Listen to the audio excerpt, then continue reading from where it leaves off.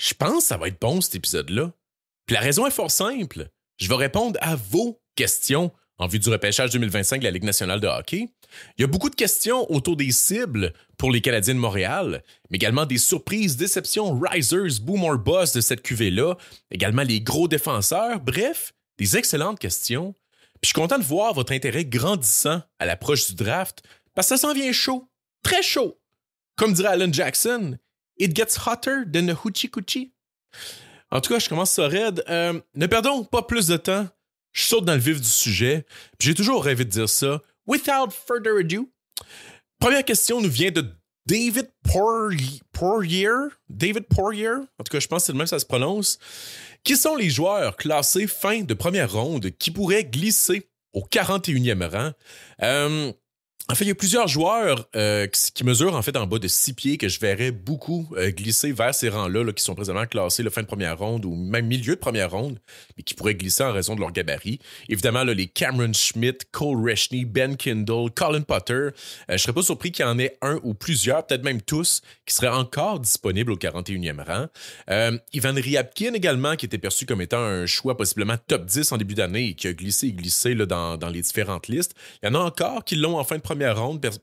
Personnellement, je l'ai plus loin que ça, mais il pourrait être disponible au 41e rang. Sinon, il y a quelques noms du programme de développement américain qui pourraient possiblement glisser, même si on sait que les équipes aiment aller piger dans le programme. Je pense entre autres à William Moore ou Jack Murtagh, qui pourraient être encore disponibles. Ou un qui pourrait chuter aussi, mais qu'on voit pas mal tout le temps classé assez haut, entre 15 et 25, je dirais. C'est Cameron Reed, défenseur gaucher de 6 pieds. Défenseur gaucher de 6 pieds, bref, le genre d'affaire qui glisse, là. Malgré, c'est ça, c'est probablement le deuxième ou troisième meilleur défenseur offensif de ce draft-là, mais vu que c'est ça, c'est un défenseur gaucher de 6 pieds, ce serait pas surprenant de le voir glisser jusqu'au 41e rang. Je crois que ça pourrait être un des gros sliders de ce repêchage-là. Tu sais, si Ziv Bouillon, il a droppé de peut-être une dizaine de rangs par rapport à ce que les gens le projetaient, Cameron Reed pourrait glisser également. Ceci étant dit, j'en comprends de ta question, mon David Poirier, que tu cherches en fait des cibles pour le CH au 41e rang. Mettons 41e rang, c'était assez précis dans ta question. Évidemment, les joueurs qui pourraient être intéressants si on vise de l'upside pur, malgré le gabarit, c'est les joueurs que je viens de nommer. Tu sais, si un Ben Kindle, Cole Reshney ou Cameron Schmidt, Colin Potter est disponible à ce rang-là, si on cherche le meilleur joueur disponible, c'est fort probablement eux autres. Mais je sais pas si c'est le genre de joueur que le CH viserait réellement. Personnellement, il y a d'autres gars vers qui j'irais peut-être. Quoique Potter me laisserait tenter. Moi, gros fan de Potter. Kindle aussi. Bref, je fais un peu comme Thomas Holmstrom. Je dévie. Moi, écoute, j'irais plus vers... vous le savez, gros fan de Václav Nestrasil. Je vous en parle depuis janvier. Gros allié de puissance de 6 pieds 5. Ce serait magnifique là, pour le CH. Là. Un joueur qui a eu un début de saison lent en raison du temps de glace limité qu'il avait en USHL, mais honnêtement, depuis peut-être décembre, janvier, il a été meilleur que Ryabkin dans pas mal tous mes visionnements de lui parce qu'il joue dans la même équipe, là, je ne l'ai pas mentionné. Nestrasil, ça, c'est un énorme gars, mais c'est un gars avec une agilité quand même impressionnante pour sa taille, qui joue robuste également, puis qui a des flashs de playmaking. C'est un gars, en fait, il a toujours été un petit joueur talentueux depuis qu'il est jeune, sauf qu'il a eu une méchante grosse poussée de croissance dans les dernières années. Il apprend encore à apprivoiser son corps, mais c'est un gars, comme je dis, c'est ça, qui a un gros instinct offensif. Puis, avec un gars de 6 pieds 5 de même, worst case, il va jouer sur ton 4e trio, peut-être 3e trio. Sauf que je pense qu'il a possiblement les outils offensifs pour se développer en plus que ça. Peut-être devenir un power forward de top 9, qui sait. Fait que bref, Václav Nestrasil, moi, gros fan, ce serait un de mes choix là, au 41e rang pour le CH, quoique je crois qu'il faut sortir en première ronde. Sinon, Max Shenishka serait un autre choix que je viserais ici. Un nom que vous m'avez peut-être entendu parler là, depuis quelques épisodes. Défenseur droitier, 6 pieds 4. Encore méconnu peut-être du public, quoique on commence à en entendre parler un peu plus. Qui a connu une progression fulgurante depuis la mi-saison, depuis qu'il a joint la WHL, en fait. C'est un des défenseurs les plus solides défensivement, je trouve, mais qui montre également des flashs offensifs. Fait que bref, un des rares gars je pense qu'il y aurait possiblement un potentiel pour jouer sur un top 4, puis en plus, un droitier de 6 pieds 4. Fait que pour moi, chez Nishika, ça serait très, très, très intéressant. Sinon, peut-être un reach, là, Alexander Jarofsky. En fait, je pense que c'est trop tôt pour le repêcher, considérant aussi qu'il est généralement classé, mais moi, c'est là que je l'ai classé environ. Fait que pour moi, ça serait pas un reach, là. Puis je vais en parler un petit peu plus en détail plus tard, là, de Jarofsky, mais c'est un gros cas de boom or bust, mais home run potentiel, en fait. Avec Jarofsky, là, t'es à 3 balles, 2 prises, avec les buts remplis. Ça pourrait être payant ou tu pourrais rentrer bredouille. Sinon, ben, choix, si on revient en fait aux joueurs qui pourraient possiblement glisser, mais qui sont peut-être vus en fin de première ronde, ben moi je pense que Shane Vinsaghi, s'il est disponible pour le CH au 41e rang, ça sera un choix super le fun. Un des attaquants les plus robustes du draft, un gars qui a des bons flashs de playmaking, des bonnes mains également, toutefois qu'il y a un patin en développement, on va dire ça comme ça. Upside défensif peut-être plus limité, mais Vinsaghi, c'est un gars qui a un super beau plancher vu sa robustesse. Un joueur qui a un petit côté spécial. Moi je pense... Dans ces ranges-là, tu veux aller chercher un gars qui a une qualité spéciale, pas un gars plate. Vinsaghi, ben, il y a ce petit côté-là. Puis c'est Jarofsky également. Ou sinon, ben, si on regarde justement pour des plus gros centres, parce que veut pas, c'est une cuvée qui n'a pas nécessairement le plus de profondeur. Une belle profondeur, je pense, en termes de gars au plancher élevé, plafond limité. Mais si on cherche ça de l'upside, puis on veut pas se risquer avec un Jarofsky, puis qu'on veut y aller avec un gros centre de bottom six, il y a quand même des options intéressantes ici, que ce soit Matthew Gard, Hayden Papanikis, Ethan Zata. Je pense que ça serait super intéressant pour le CH, mais c'est pas des gars classés en première ronde, là, fait que ça répond plus ou moins à ta question. Un peu pour continuer à pas répondre à ta question, dans le fond. Moi, je suis aussi un gros fan dans ce range-là de Tyler Hopkins. C'est peut-être un peu tôt par rapport à ce que vous allez voir dans les listes, mais moi, je l'ai classé dans ce range-là. Centre de 6 pieds 1, pas élite dans rien, mais capable d'amener autant du bon jeu two-way, du dynamisme avec la rondelle, de l'intensité en échec avant. C'est un bon manieur de rondelle, un bon passage. Je l'ai vu faire quelques solides lancers également. Je pense que c'est un joueur sous-estimé, Tyler Hopkins, qui a malheureusement pas shiné au U18. Là, il était dans un rôle vraiment secondaire, voire même tertiaire. Mais moi, Hopkins, là, c'est un des gars sur qui je mettrais un petit 5$ pour que l'an prochain connaisse une excellente saison dans la OHL. Sinon, ben, les habitués du podcast, vous savez, je suis un gros fan d'Eric Nilsson, même si je suis à peu près le seul chez Elite Prospects à l'aimer. Vous allez voir, là, il est classé un petit peu plus loin que ce que je l'ai. Là, moi, il était dans ma première ronde pratiquement toute l'année. Eric Nilsson, centre 6 pieds 1, un 6 pieds 1 pas rempli toutefois. Très beau patineur fluide, très solide défensivement, très solide en transition, un joueur très intelligent, bon manière de rondelle. Capable de passer, qui a un tir pas piqué, mais qui tend à jouer un petit peu trop en périphérie. Puis c'est pour ça là, qu'il y a des gens qui le classent plus loin et je comprends tout à fait ça. Sauf que moi, j'ai quand même tendance à récompenser ce genre de patin d'intelligence et de soft skill que Eric Nilsson a. Je pense que c'est un gars qui pourrait devenir un solide centre two-way de troisième trio réalistiquement, mais avec une certaine touche offensive. Sinon, ben, un peu même cas pour Luca Romano aussi, que j'aimerais beaucoup pour le CH dans ce range-là. Si on veut un gars justement qui a de l'upside, mais qui ne fait pas nécessairement 5 et 9, là, Luca Romano pourrait être intéressant ici. Mais lui aussi, un peu comme Eric Nilsson, je vois plus un centre de troisième trio. Un joueur qui a un super bon lancer. En fait, je pense que c'est un sniper... sous-estimé, un des snipers les plus sous-estimés du draft, je crois, Luca Romano. Mais c'est un gars aussi capable de distribuer la rondelle, capable de cycler la puck, il est bon en transition, il est bon défensivement, c'est un bon patineur. Plus inside-driven, puis capable de jouer le long des bandes que Nilsson, même si il est pas très gros quand même, Luca Romano. Puis il est moins pickpocket, je dirais également que Eric Nilsson, mais c'est un gars qui joue quand même avec une belle intensité, qui est capable de dépanner là, dans plusieurs rôles. Donc, personnellement, je l'ai autour du 20e rang depuis novembre, là, Luca Romano. Fait que 41e, ce ne serait pas surprenant qu'il soit disponible pour le CH. Ensuite, question de Vincent Berthiaume. Qui sera le Reach de Philadelphie, le Middle Six de Détroit et le High Risk, High Reward pick de la Caroline? Excellente question, Vinny. Par ailleurs, quand je monte mes mock drafts, c'est 3 questions que je me pose à chaque fois, puis je blague pas, là, c'est des... J'ai juste le mot en anglais, là, stereotypes, en tout cas. Puis c'est ça, c'est des questions que je me pose tout le temps. Ça, puis c'est quel joueur de la Q que les Ducks vont prendre? Puis c'est qui le marqueur unidimensionnel que les Islanders vont repêcher puis faire pourrir? Mais je me dis aussi qu'à un moment donné, ben, des équipes comme Philly puis Détroit, ils n'auront pas le choix de changer leur approche. Là. Tu peux pas comme tout le temps drafter les mêmes joueurs année après année. Pour le reach de Philly, au 6e rang, je pense que ça va quand même être difficile pour eux d'étirer le bras. Ça serait surprenant, en fait, qu'ils tirent le bras. Tu sais, Schaefer, Misa devraient normalement sortir 1 et 2, peu importe l'ordre. Mais ensuite, Philadelphie vont avoir le choix, selon ce qui va rester, entre Martin, Higgins, Desnoyers, Frondel. Peut-être même O'Brien, McQueen. Ça peut possiblement être vu comme des reach, mais c'est pas des méga reach. Peut-être Brady Martin. Brady Martin, ça serait, je pense, le plus gros reach qu'il pourrait faire. Mais encore là, je veux dire, il repêche 6e. Martin commence à sortir 9, 10e à bien des endroits. Fait que c'est pas aussi un gros reach que Luchenko. Mais ouais, je pense pas que c'est le genre de Philly d'étirer le bras pour un gars comme Martin. Je pense que le focus pour les Flyers lors de ce repêchage-là, ça va être de trouver un centre pour jouer avec Matvei Michkov. En fait, je pense que ça va être de trouver des joueurs pour entourer Matvei Michkov.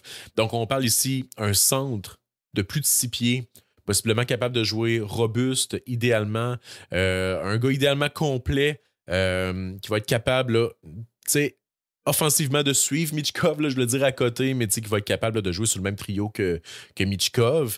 Fait que pour moi, Martin, c'est peut-être pas la solution ici, quoique ça se pourrait.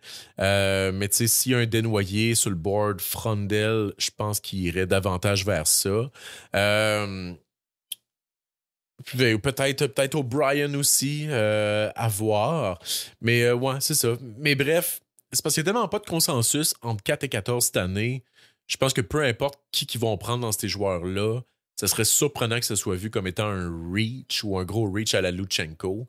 À moins, tu sais, mettons qu'il y a, je sais pas, un Desnoyers disponible puis il décide de prendre Martin à la place. Là, oui, ça serait une situation, je pense, à la... à la Luchenko versus Bouillum. Là, parce qu'en réalité, on parle de Luchenko, mais c'est vraiment juste le fait qu'ils ont passé par-dessus Bouillum. Je pense qu'il choque les gens, mais Luchenko, c'est un bon joueur quand même. C'est un reach, mais surtout qu'un Bouillum est disponible. Bref, toutefois, Philadelphie ont beaucoup de choix. Puis je pense que c'est là qu'ils vont pouvoir se gâter avec des reach. Ils repêchent aussi 23e, 30e, 36e, 40e, 45e, 48e. Ils en ont des choix, puis ils ont beaucoup de choix collés. Je pense qu'ils vont pouvoir s'amuser. Je pense qu'ils vont sauter sur Ryabkin assez tôt, plutôt que tard même. Puis, tu sais, c'est ça, se servir de ces 8000 choix-là qu'ils ont pour peut-être jeter quelques dards sur des phénomènes physiques hautement risqués, comme peut-être Kurban Limatov, Auchi Wang ou le gros May West. Je vous en reparle plus tard. En tout cas, gardez ces 3 noms-là en tête. Sinon, je verrais bien Philadelphie repêcher plutôt que tard des gros défenseurs méchants comme David Bidkowski, Maceo Phillips ou Sean Barnhill. Gardez ce nom-là en tête aussi. Ou sinon, je les verrais bien aussi prendre un défenseur peut-être plus petit, mais très mobile. Je pense que ça fitterait bien dans leur identité, en fait, de mobilité là, qu'ils veulent aller chercher. Soit un Alex Wang ou Edison Engel qui pourrait aller chercher plus tôt que tard.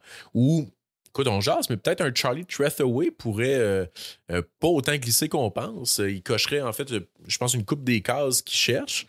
Fait que c'est intéressant. Ou sinon, tu sais, je parlais d'entourer Michkov avec des gros bonhommes. Je pense qu'avec leur 23e choix, on pourrait les voir aller chercher un genre de Václav Nestrasil ou un Bill Zonon. Bill Zonon, ce serait un bon choix aussi pour les Flyers. Donc, à suivre. Pour Détroit, qui repêche 13e cette année, on pense, c'est ça. Tu parles de gars de middle six, là, on parle gars complet, bon moteur, plafond limité. Ici, c'est 100% Malcolm Spence. Là. Je pense que c'est un choix tellement, mais tellement Détroit. Sinon, Carter Bear pourrait rentrer dans cette définition-là aussi, mais au 13e rang, Bear, ça serait pas un reach. Même chose peut-être avec Victor Eklund. En fait, ça serait un beau fit pour eux. Un gars avec un bon moteur. Je pense qu'il y a un plafond plus haut en fait que Middle Six, là, on s'entend dans le cas des clowns, mais un gars qui a un bon moteur, puis il est suédois en plus. Fait que ça serait magnifique pour eux. Sinon, Brady Martin, écoute, c'est 100% un choix de Détroit aussi, je pense, sauf que je crois qu'il va déjà être sorti. Mais si Martin est disponible au 13e rang, c'est sûr qu'il saute dessus. Pour la Caroline, en fait, qui ramasse les joueurs talentueux qui glissent, je pense que ça pourrait être un gars comme Cameron Schmidt, Colin Potter, Ben Kindle ou Cole Reshney. Les quatre petits gars hyper talentueux, ou Cameron Reed à la défense. En fait, c'est ça. La Caroline pousse le concept du meilleur joueur disponible à fond. Calgary fait un peu la même chose aussi, beaucoup la même chose en fait, sans trop se soucier de la banque d'espoir qu'ils ont déjà ou de la taille des joueurs qui repêchent. Mais je pense qu'ils pourraient se ramasser dans la même situation que Buffalo s'ils continuent tout le temps à repêcher le même joueur. C'est d'avoir, c'est ça, plusieurs petits joueurs similaires qui se battent pour la même chaise. Mais tu sais, dans l'optique que tu veux repêcher les meilleurs assets puis démêler tout ça après, ça fonctionne comme stratégie. On va voir comment ça va vieillir. À date pour Buffalo, moyen, mais je comprends l'idée puis je respecte ça. Fait que c'est ça. La prochaine question, elle va un peu dans le même sens. C'est une question de Patrick Pelletier. C'est qui le prochain Nikita Artamonov ou, en d'autres mots, le prochain Russe oublié? Le cas Artamonov est particulier parce que pas mal tous les analystes indépendants l'avaient autour du 20-25e rang. Des fois même plus haut. J'ai vu des gens l'avoir autour du 12-15e rang. Artamonov était quand même aimé beaucoup des partisans. Puis même le mock draft de la communauté Briser la glace qu'on avait fait sur Facebook l'an dernier, Artamonov, me semble, il avait sorti dans ces rangs-là où les gens commençaient à voter pour lui quand même assez tôt. Fait que finalement, il est sorti 50e en Caroline, fait que c'était quand même un choc, puis ça s'enligne pour être un vol, en effet. Mais là, maintenant, qui pourrait être le prochain Artamonov cette année?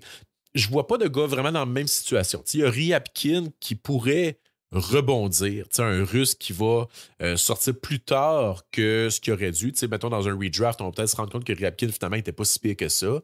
Le talent peu, il est là. Il est juste très lâche, le Ryabkin. Sauf qu'Artamonov, c'est pas ça, tu sais. Je comprends pas encore pourquoi il a chuté, honnêtement, à part peut-être le facteur russe, parce que c'est un joueur intelligent qui joue à haute intensité. Puis, tu sais, il y avait beaucoup de choses à aimer de lui. T'sais, même chose un peu avec Igor Chernyshov aussi, qui avait glissé l'an dernier, qu'on avait pas mal toutes, là, dans je te dirais, entre 15 et 25, puis qui a sorti 33e, si je me rappelle, en tout début de deuxième ronde. Fait que les deux avaient glissé, je pense que c'est vraiment juste le facteur russe. Mais Ryabkin, c'est vraiment ce qui monte sur la glace qui fait qu'il risque de glisser. Fait que si je remodèle un peu la question puis qu'on parle vraiment de Russe oublié. Donc, pas un Russe qui était vu haut puis qui a glissé sans aucune raison on draft day, mais juste un Russe que on parle pas assez. Ben, pour moi, c'est Alexander Jarovski. Ça fait longtemps que je vous en parle de Jarovski, là. Désolé de radoter ici, là, mais pour les nouveaux auditeurs, j'en parlais un peu tantôt, ailier 6 pieds 1, qui a, à mon avis, parmi les meilleures mains de tout le repêchage, de toute cette cuvée, de toute cette portée-là. C'est un joueur qui est hyper crafty, créatif, qui a un bon lancer également. Le problème, c'est que son patin est moyen, puis l'échantillon en KHL est très faible. Il a passé la saison en MHL. Il n'a pas connu la saison du siècle non plus, donc ça ne l'aide pas. Il a joué seulement 7 games en KHL, puis c'était en séries éliminatoires. Apparemment qu'il a bien fait également. Je n'ai pas encore regardé ces games-là, mais apparemment, c'était quand même convaincant. Réalistiquement, je ne serais pas surpris de le voir sortir en 3-4e ronde minimum, compte tenu, comme je disais, que c'est un Russe qui a joué en MHL puis qui n'a pas connu la saison du siècle en termes de points. Mais c'est pour moi un des joueurs avec le plus haut talent pur, le plus haut upside offensif passé le top 20-25. Mais c'est un joueur qui est évidemment hautement risqué, qui pourrait ne jamais jouer en LNH, ni même mettre les pieds en Amérique. Mais si tu veux le meilleur joueur disponible en ignorant complètement le risque puis les chances de succès, ben pour moi, Alexander Jarovski entre quand même assez tôt dans la conversation, passé le 25e rang. T'sais. Sinon, Kurban Limatov, c'est un autre choix. High risk, high reward, là, défenseur gaucher de 6 pieds 3, excellent patineur, capable de jouer physique, mais pas capable de jouer au hockey comme du monde. Mais c'est un phénomène physique, tu sais. Je verrais une équipe le prendre en début de deuxième ronde parce que justement, il y a cet attribut spécial-là que c'est très rare. Mais il pourrait aussi glisser plus loin puis devenir un vol, je crois, s'il hit. Sinon, Daniel Prokhorov, c'est une wild card, pourrait sortir très, très tôt, je crois. Ne soyez pas surpris de le voir sortir, je sais pas, aussitôt que le 20e rang peut-être, mais il pourrait également sortir en troisième ronde, tu sais. Autre phénomène physique, 6 pieds 6, ailier, très gros shot, plaque fort, un joueur nord-sud, mais incapable de compléter une passe. Puis qu'il jouait à MHL, puis il a vraiment pas produit beaucoup, bizarrement, mais 6 pieds 6, plaque fort, shoot fort. Il y a des gars qui vont aimer ça, mais c'est ça. 27 points en 43 games en MHL. Pour moi, c'est pas suffisant pour être en première ronde, peut-être ni même en deuxième ronde, mais c'est dur de passer à côté d'un phénomène physique de la sorte. Mais c'est ça, c'est dur de répondre à ta question, de savoir c'est qui le prochain Artamonov, parce que en règle générale, c'est une cuvée très faible et très triste pour la Russie. Même des gros défenseurs comme Maxim Agafonov, Artyom Vilchinsky puis Roman Bausov, qui étaient tous hauts dans certaines listes préliminaires en début de saison, devraient pas sortir avant la troisième, quatrième ronde et peut-être même plus tard. J'en parle un peu plus tard de ces gros jambons-là, mais bref, beaucoup de déceptions côté Russie cette année. Prochaine question vient de Jason Lacasse. Tu classerais Carter Bear et Justin Carbonneau à quel rang l'an dernier? Pour moi, Bear et Carbonneau sont présentement pas mal dans le même tiers tous les deux, même dans le même tiers que des joueurs comme Eklund et Frondel. Je dirais que c'est quand même assez standard. Mais j'ai aussi dans ces eaux-là des gars comme Lakovic, Spence, Coots, Martin. Fait que je dirais un range de 9 à 16 présentement sur mon board, peut-être même 8 à 16. Puis l'an dernier, j'avais un range qui ressemblait à ça, qui allait de 10 à 19, qui avait des joueurs comme Michael Hage, Carter Yakimchuk, Liam Greentree, Konsta Elenius, Zane Parek, Anton Silayev et compagnie. Probablement que Bear et Carbo auraient tous les deux été dans ce range-là l'an dernier. J'avais Brandsteg Nugard 10e. Probablement que Bear aurait passé tout juste devant. J'aurais probablement eu Carbonneau genre 14e. Tout juste devant Konsta Elenius et quelques rangs devant Cole Eisenman. Peut-être même devant Greentree, peut-être même que j'aurais mis Carbo 13e. Là, c'est dur à dire, oui. Greentree et Carbo, c'est deux joueurs excessivement talentueux, mais avec des lacunes dans leur jeu. Pas les mêmes lacunes, mais en tout cas. Mais ouais, je pense que leur classement de Bear et Carbo serait quand même similaire à ce que j'ai présentement. Ça ne serait pas devenu, mettons, des choix top 5 ou ni moins des... Pourquoi ça s'intose brûlé? Ouais, ça serait pas des choix hors top 20. Non plus. Fait que c'est ça. Ensuite, Jason avait une deuxième question qui était pour la deuxième ronde, y a-t-il des boom or bust vraiment intéressants?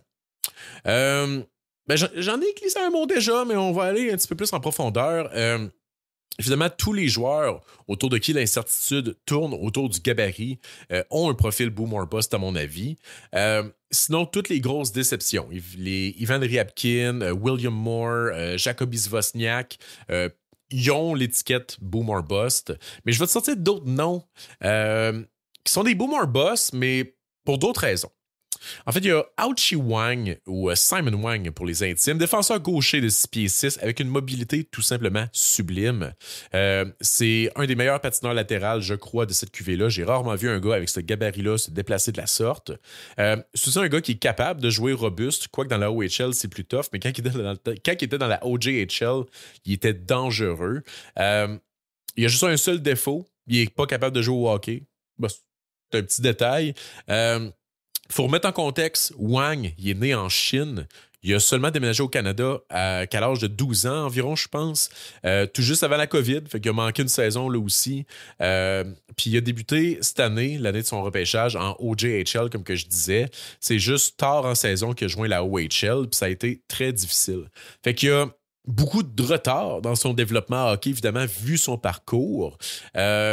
Mais c'est ça, c'est un athlète exceptionnel qui a montré une progression également dans son jeu défensif du moins, parce qu'offensivement, ça a été tough. L'an prochain, il devrait jouer temps plein dans la OHL, puis l'année d'après, il devrait joindre Boston University. Donc, je pense que il y a quand même un chemin qui pourrait l'aider à se développer. Fait que c'est un chemin, moi, qui me rassure, mais ça demeure un très gros projet qui risque de jamais jouer dans la LNH, malheureusement. Sauf qu'il y a quelque chose de spécial, Wang. C'est un projet, comme je disais, à très long terme, très risqué, mais c'est un joueur unique. Puis, bien encadré avec du bon développement, ça pourrait marcher. Tu sais, des gars de 6 pieds 6 qui patinent de la sorte, c'est excessivement rare, tu sais. Sauf que je suis pas convaincu du plafond offensif de Wang, compte tenu qu'il produit pas en OHL en ce moment, puis qu'il y a des lacunes au niveau de son maniement de rondelles puis de son jeu de passe. Mais c'est ça, réalistiquement, s'il joue dans le show, il n'y a pas de mais. S'il joue dans le show, ça va être comme 5-6e défenseur, je crois, parce que c'est ça, il n'est pas capable, comme que je dis, de jouer offensivement tant que ça. Mais s'il améliore, je dirais son maniement de rondelle, son jeu de passe, son jeu de transition, sa vision aussi, sa vision est problématique. Ça fait beaucoup de si, mais peut-être que son mix de mobilité et de gabarit pourrait lui permettre de jouer dans un top 4 ou du moins sur une deuxième paire. Mais c'est ça, ça fait beaucoup de si, ça fait beaucoup de projection, puis c'est pas avant 5-6 ans, je crois. Mais c'est ça, c'est un phénomène ici, donc boom or bust. Sinon, il y a Mason West, le gros May West que je l'appelle, qui est le Ouchie Wang, mais à l'attaque. Phénomène physique, 6 pieds 6, qui jouait dans le réseau d'écoles secondaires, en fait, avant de terminer la saison en USHL. Imaginez-le, là, 6 pieds 6, gros athlète au secondaire. C'était pas un homme contre des enfants. C'était un gorille comme des enfants. C'était le Harambe du hockey, mesdames, messieurs. Je dirais, May West, probablement le meilleur athlète pur du draft. Un gars mobile, avec des bons outils, mais que lui aussi, il a de la misère à jouer au hockey. Toutefois, je pense que il est beaucoup plus transposable que Wang, du moins au minimum pour jouer sur une 4e ligne.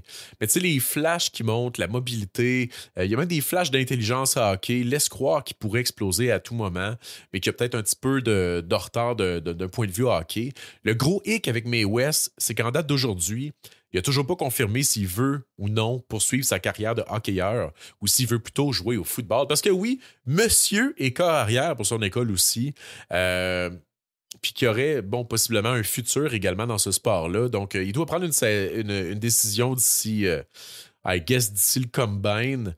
Ça va évidemment affecter grandement son rang de sélection. Mais s'il décide de jouer au hockey, ne soyez pas surpris d'entendre le nom de Mason West sortir, dans le fond, en 2e ronde, peut-être même en fin de première ronde, parce que lui aussi, là, c'est vraiment tout qu'un phénomène. À mon avis, là... ouais, non, cette opinion-là, on va le couper au montage. Désolé pour ça. Fait que c'est ça. Sinon, ben, les 3 Russes dont j'ai parlé à la question d'avant, évidemment. Boomer Bust, possiblement des choix de 2e ronde. Kurban Limatov, le gros défenseur de 6 pieds 3, mobile mais stupide. Daniel Prokhorov, l'attaquant de 6 pieds 6 avec un gros shot très robuste, mais lui aussi stupide. Ou Alexander Jarovski, très intelligent, mais magique. Bon shot, mais pas de patin. Fait que bref. Puis il y a Riker Lee aussi, qui est un peu comme Jarovski, mais hallucinante, très bons attributs offensifs. Mais lui, son patin est encore pire que Jarovski. Mais il joue en Amérique, fait que je pense qu'il y a peut-être plus de chances de réussite, ou du moins d'avoir sa chance. Mais c'est un gros cas de boom or bust aussi. J'ai déjà dit à maintes reprises, mais pour moi, Lee et Jarovski, c'est parmi les gars avec le meilleur upside offensif passé, là, justement, peut-être le 25e rang. Sinon, Jack Murtagh, pas tant un cas de boomer bust, là, parce que je pense qu'il va jouer. Là. Je pense pas qu'il y a de bust ici, mais je pense qu'il y a un cas de boom. En fait, mes visionnements ont été très inconstants dans le cas de Jack Murtagh. Certains visionnements qui m'ont même dégoûté à un point non récupérable. Il a baissé quand même considérablement dans ma liste, lui qui était autour du 22-23e rang à un certain moment. Mais il a le lancer, il a le patin, une certaine robustesse pour devenir un gars de milieu d'alignement, je pense, assez safe. Mais peut-être même plus. Aussi, c'est que c'est un joueur qui est très jeune, donc avec beaucoup de runway. Donc, Donc, c'est ça, Murtagh, possible cas de boom ici, mais pas de bust. Sinon, il y a Nathan Bame, qui pourrait être un vol ou un flop monumental. Attaquant de 6 pieds 2, excellent tireur, excellent manière de rondelle, joueur super intelligent, mais que j'ai trouvé hyper lâche et désengagé dans plusieurs de mes visionnements. Il y a d'autres visionnements dans lesquels il semblait brillant. Donc, à faire attention ici, là, Nathan Bame, c'est un joueur, moi, qui me fait peur. Sinon, Jason, tu spécifiais en fait deuxième ronde. Donc, les gars que je t'ai nommés là, c'est des gars que je vois entre fin de première et début de deuxième ronde. Mais je vais étendre ça un peu, en fait, quelques gars que je pense qui pourraient boomer ou ne jamais jouer, peut-être même ne jamais être repêché. Maddox Labre est le premier dont je veux parler, défenseur de la Q. Gardez un œil dessus. Si Maddox se fait repêcher, je pense que ça risque d'être des rondes tardives, à moins qu'une équipe tombe vraiment en amour avec. Mais c'est le genre de joueur qui a le talent et les flashs pour exploser dans les saisons à venir. Fait quoi, un gars vraiment à surveiller ici. Sinon, un nom en Europe que vous avez peut-être moins entendu parler, c'est Viggo Nordlund. Petit joueur, mais contrairement aux autres petits joueurs, il passe quand même beaucoup sous le radar, sans jeu de mots. Mais c'est un joueur très agile, intelligent, avec un upside offensif, mais ça reste, je pense, un gars de 5 et 10. Mais Viggo Nordlund, gardez-le en tête. Même chose avec Philipp Ekberg, un petit peu plus connu, lui, qui est un espoir suédois de premier plan en début de saison, mais qui a connu une première moitié de saison très difficile en OHL. Sa cote a fait que chuter, en fait, en cours de saison.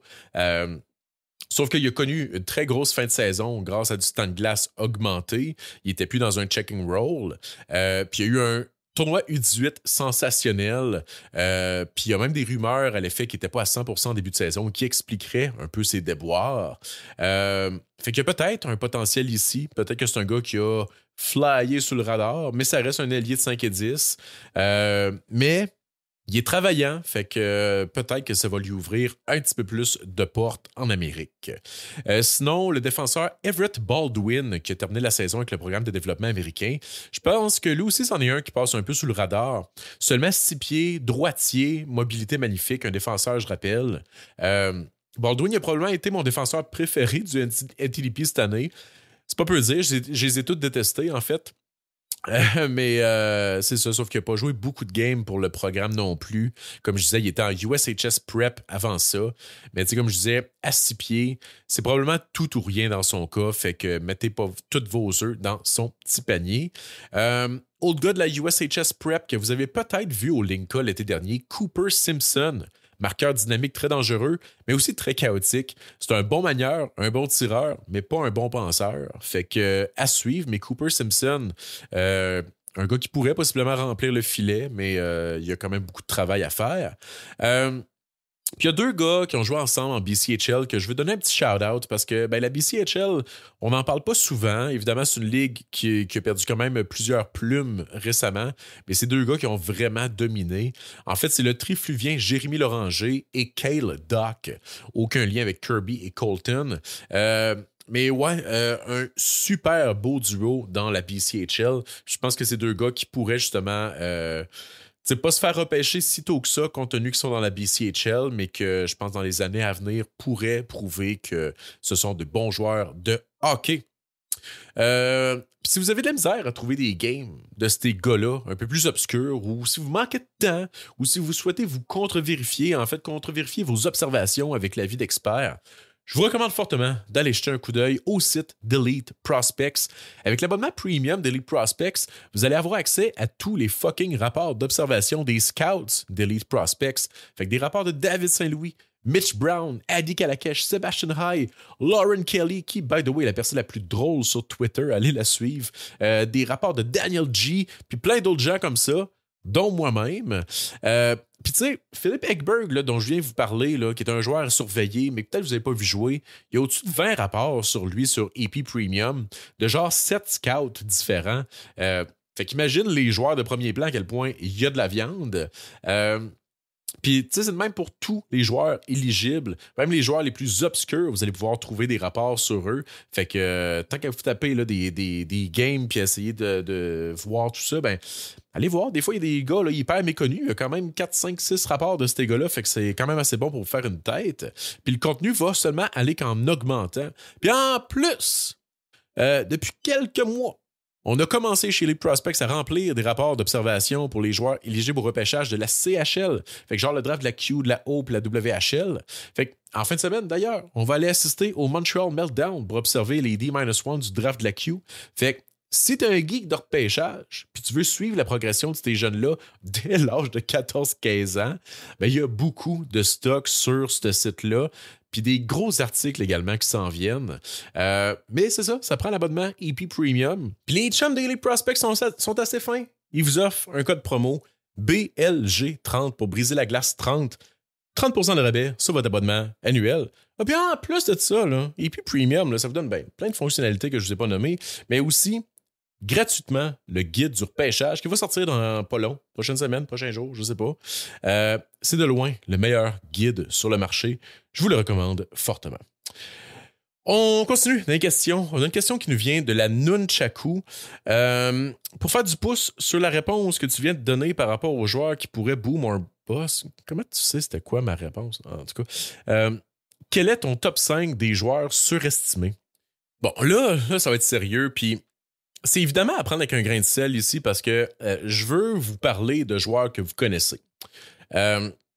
C'est fort possible que les opinions que je vais vous donner là vieillissent très mal, mais le but ici, c'est de se mouiller. Puis si j'avais pas raison, on s'en contre-torche.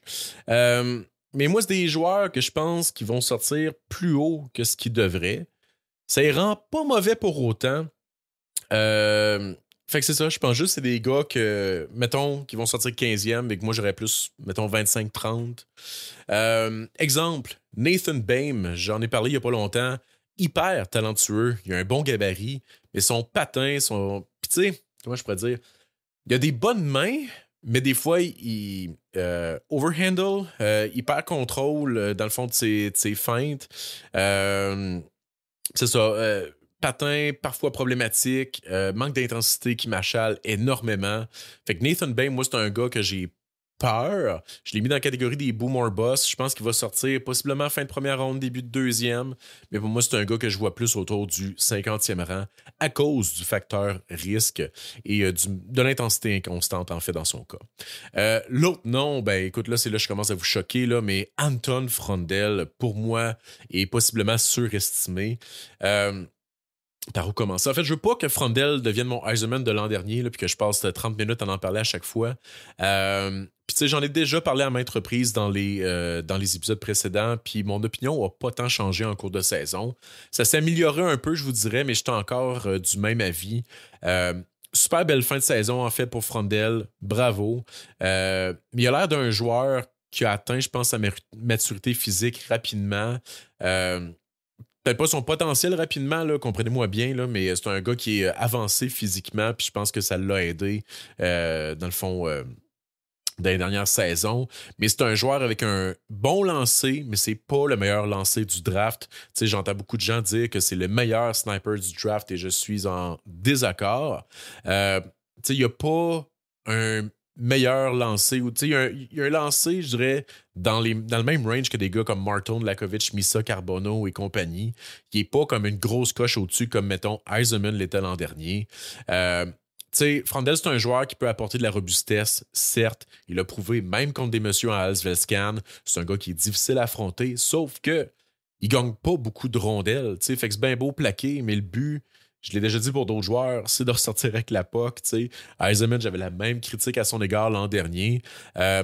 Il est quand même bon défensivement, Frondel, mais il n'est pas élite non plus. Je comprends, il est jeune, ça va se développer encore, c'est pas un late, je comprends tout ça. Mais surtout, ce qui me dérange, c'est son manque de pace, son jeu de transition assez vide, puis son manque, en fait, d'habileté à driver le jeu. Je pense qu'il va être un excellent joueur en zone offensive, un très dangereux marqueur, très bon sur le jeu de puissance, qui va être combatif le long des bandes, qui va continuer de développer son jeu sur 200 pieds, sauf que c'est pas le prochain Barkov, comme certains le prétendent. Je pense pas que c'est un centre de premier trio non plus. Puis je pense qu'il peut jouer sur un premier trio, mais ça va être à l'aile. Puis je pense que c'est vraiment, c'est ça. Moi, je le vois comme un plafond d'ailier de top 6, puis réalistiquement, je le vois comme un gars de milieu d'alignement. Est-ce que ça veut dire que Frondel est mauvais? Absolument pas. Je pense qu'il y a un des très beaux planchers de ce draft-là. Je pense que ça va être un futur NHLer, mais je pense que ça va être... Tu sais, Snake parle souvent mettons, le deuxième joueur d'une équipe championne. Moi, je suis pas fan de équipe championne, plus de équipe compétitive. Mais je pense que dans une équipe compétitive, Frondel, ça se doit d'être ton troisième, quatrième, voire même cinquième meilleur joueur. Parce que s'il se ramasse dans la chaise ou que c'est le meilleur ou le deuxième meilleur joueur d'une équipe, je pense que ça va être difficile tant pour lui que pour son équipe. Parce que je pense pas que Frondel est un joueur qui peut prendre une équipe sur ses épaules. Mais comme je dis, je pense que ça va être un bon joueur, possiblement un gars de 25-30 buts, un gars de 50-60 points, capable de jouer possiblement des avantages numériques, qui va être très bon sur le power play, mais je ne vois pas de talent élite dans son cas. Mais encore là, tu sais, j'y vais présentement avec des hot takes. On me demande c'est qui les joueurs surestimés. Fait que c'est sûr, je beurre peut-être un petit peu plus qu'il faudrait. Mais ouais, je pense que Frondel est un joueur surestimé. Sinon, Jack Nesbitt. Sur papier, Nesbitt est sexy. Centre, 6 pieds 4. Il y a bit dans son nom. Presque point per game dans la OHL. Mais c'est pas mal ça, en fait. C'est 3 qualités. Le mot bit, il joue au centre, puis il fait 6 pieds 4. Je le reconnais, il y a un bon jeu défensif, il y a des bons flashs de maniement de rondelles, puis d'intelligence.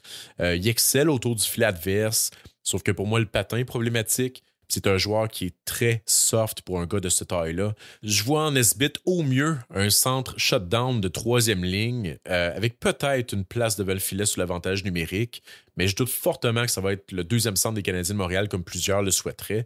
J'ai vu beaucoup sur les réseaux sociaux des gens qui voudraient Nesbitt au 16-17e rang. Il y a des bonnes chances qu'il sorte dans ce range-là entre 15 et 20, mais pour moi, ça va être beaucoup trop tôt. Nesbitt, moi, je l'ai dans ma deuxième ronde. Est-ce que c'est un NHLer? Fort probablement. Sauf que je le vois vraiment plus comme un gars de quatrième ligne, peut-être troisième ligne. Puis s'il finit par jouer sur un top 6, je pense que ça va être à l'aile. Peut-être un peu comme Protas à Washington, mais tu sais, c'est ça.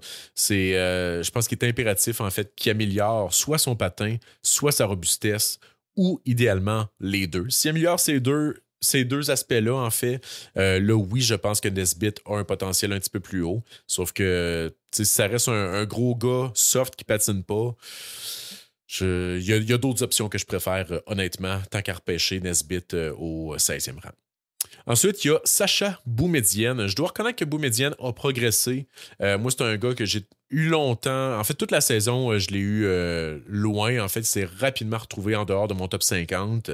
Je pense que même à un moment donné, il était proche du 80e rang. Là, bref, il a remonté, là, je dois avouer, mais c'est un joueur que je reconnaissais certaines habiletés. Puis, tu sais, même, je vous l'avais vanté la saison dernière, tu sais.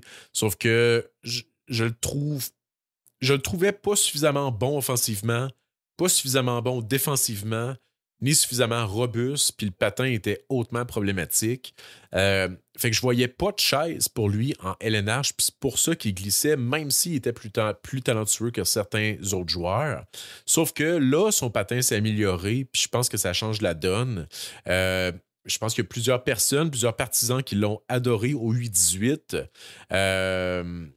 Puis qui va monter justement dans les classements. Mais il y a encore, je dis que c'est amélioré, il y a encore des lacunes dans son patin, entre autres au niveau de ses pivots. Mais je pense que c'est ça, il a assez montré de progression et de développement pour sortir possiblement en fin de première ronde, grâce à sa bonne fin de saison aussi.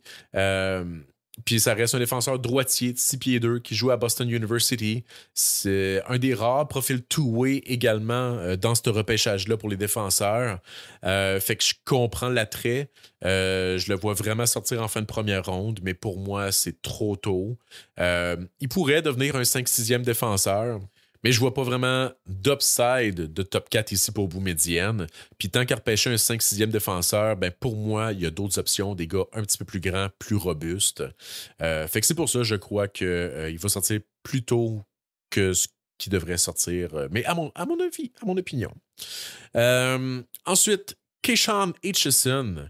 Puis aussi, je me permets une parenthèse, tu sais, vous le savez, là, depuis quelques mois, je suis pour Elite Prospects, puis je tiens à réitérer que les opinions que je donne, c'est mes opinions à moi, puis c'est pas les opinions de notre équipe, là. Fait que c'est ça. Puis d'ailleurs, Hitchison, tant qu'à me faire lancer des tomates, don't get me wrong, Hitchison est fort, probablement le 4e ou le 5e meilleur défenseur de cette QV. Puis une coche avant que le tiers descende, là. C'est un très bon défenseur. C'est un joueur robuste, capable de contribuer offensivement. Il a 25 buts cette année. Il était très productif. Il est aux yeux de plusieurs le défenseur le plus robuste du draft. Puis c'est un peu là mon problème, c'est que oui, il est robuste, très robuste même, et méchant. Mais ça n'a pas été dans toutes les games. Puis je dirais que de dire que c'est le défenseur le plus robuste du draft, c'est exagéré. Est-ce que c'est le plus robuste parmi, mettons, les 5-6 meilleurs défenseurs? Là, oui. Là, je donne le point. Assurément. Sauf qu'il y a des gros jambons en 2, 3, 4e ronde qui sont pas mal plus gros, pas mal plus tough que lui, je crois. En fait, don't get me wrong. Hitchison, il y a du chien en lui. Il est tough. Mais ça reste que il fait 6 pieds 1. Fait que, tu sais, versus des gars comme, mettons, David Butkowski à 6 pieds 5 ou Maceo Phillips à 6 pieds 5 aussi, 6 pieds 6. Sean Barnhill aussi à 6 pieds 5. C'est sûr que Hitchison à 6 pieds 1, même s'il y a peut-être plus de chiens que quelques-uns de ces gars-là, pas que Butkowski, mais je pense pas que c'est le prochain Trouba, tu sais. Ça veut pas dire qu'il va pas continuer de développer sa robustesse et qu'il va pas devenir un tu sais, Gouda, c'est un bon exemple là, de gars qui est un petit peu plus petit, mais qui est dans les gros gars, qui est dans les gars robustes dans la ligue. Sauf que mon problème avec Hitchison, c'est qu'il n'est pas suffisamment offensif, je crois, pour devenir un défenseur numéro 1, numéro 2, numéro 3. Puis s'il devient plus dans un rôle de shutdown robuste, 6 pieds 1, c'est pas le plus gros. Il y a peut-être des options plus transposables, tu sais. Mais je réitère, je pense que c'est le 4e, 5e meilleur défenseur de ce draft-là. Un plancher super élevé. Je pense que c'est un gars qui va jouer comme 5-6e défenseur dans la ligue. Mais ça reste un défenseur robuste de 6 pieds 1. Personnellement, c'est pas le profil que j'aime le plus. Mais je pense que c'est un leader, c'est un gars qui va jouer. C'est un Caden Goulet un petit peu plus petit. Goulet est à quoi 6 pieds 2, je crois. Puis encore là, je réitère. J'adore Hitchison. Je pense qu'il mérite d'être repêché entre 18 et 25. C'est là que je l'ai classé. Sauf que on parle de gars surestimés. Je pense que Hitchison va sortir entre 12 et 15. Puis c'est là que je trouve que c'est peut-être un petit peu plus tôt, vu le manque d'upside offensif, puis vu qu'il y a un profil robuste, mais qui fait que 6 pieds 1. Donc bref, c'est ça. Ensuite, question de Danny Dumont, qui dit... La question classique, dans un monde réaliste, quels seraient les 2 meilleurs choix du CH au 16e et 17e rang? Personnellement, les 2 gars qui risquent d'être disponibles pour le CH à ces rangs-là puis qui sont le plus haut sur ma liste, c'est Malcolm Spence puis Braden Coots. Dans le cas de Coots, je l'aime beaucoup, mais ça reste un attaquant d'à peine 6 pieds, peut-être pas le bon fit pour le CH, je crois, même si c'est un gars que... très, très, très intense, qui a beaucoup de chiens, qui a un bon jeu de two-way, de la vitesse, puis que c'est un dual threat, autant capable de marquer que de passer. J'ai aimé en cours de saison les flashs de playmaking très avancés de Braden Coots. Moi, je serais pas choqué. En fait, je serais quand même très content si le CH le repêchait. Mais je pense que les gens veulent un petit peu plus de muscles et je peux comprendre. C'est là que Malcolm Spence devient, je crois, intéressant. C'est un gars qui chute présentement dans les classements publics par manque de progression, puis possiblement manque d'upside dans son jeu. Mais ça demeure un gars que j'adorerais pour le CH à ce rang-là. C'est un gars que je disais en début de saison que ce serait le fit parfait, en fait, pour le CH. C'est un joueur qui a un bon gabarit, un bon patin, un des bons patineurs en transition qui utilise bien ses crossovers puis tout. C'est un joueur qui a de la hargne, c'est un leader, il a un bon jeu complet, il a un bon shot à proximité également. Il peut jouer physique, il peut jouer sur le bumper, il peut jouer défensif. Bref, plus un joueur complémentaire, mais un beau joueur complémentaire, mais surtout un joueur de série. Je pense que ça serait vraiment un beau fit pour jouer, mettons, avec Demidov. Fait que ouais, moi, Malcolm Spence, j'aimerais beaucoup ça pour le CH, même si je sais que je suis plus high sur lui que la plupart des gens. Tu sais, moi, vous le savez, là, je l'ai eu entre 5 et 15 toute l'année. Présentement, on le voit plus autour du 20-25e rang sur les listes publiques. Sinon, ben, Carter Bear, il y a des fortes chances de glisser jusque-là en raison de sa blessure, mais aussi en raison de la montée des autres joueurs. Autour de lui, tu sais, Murtica va sortir plus tôt, Brady Martin y a monté, etc., etc. Évidemment, il y a un risque en raison de la blessure de Bear, lacération complète du tendon d'Achille, on le rappelle, ce qui a limité, en fait, les carrières de plusieurs joueurs déjà. Mais je pense que Bear, ce sera un incroyable value pick au 16-17e rang, un des joueurs les plus intenses du draft. N'est pas juste intense puis robuste, il est capable, contrairement à Frondel, de sortir des coins avec la POC, puis il est capable de repérer ses options de passe ou de tir très rapidement. Fait que c'est un gars qui est excessivement dangereux sur l'échec avant, mais qui a une bonne tête de hockey également. Fait que c'est pas juste un grinder, là. Sinon, Lyndon Lakovic serait aussi un beau choix pour le CH. Un autre gars que j'aime un petit peu plus que la moyenne. Ailier, 6 pieds 4, bon patineur, très bonne main. Un gars que j'adore en transition, qui a un excellent lancer. Tu sais, je le classe souvent de playmaker agile.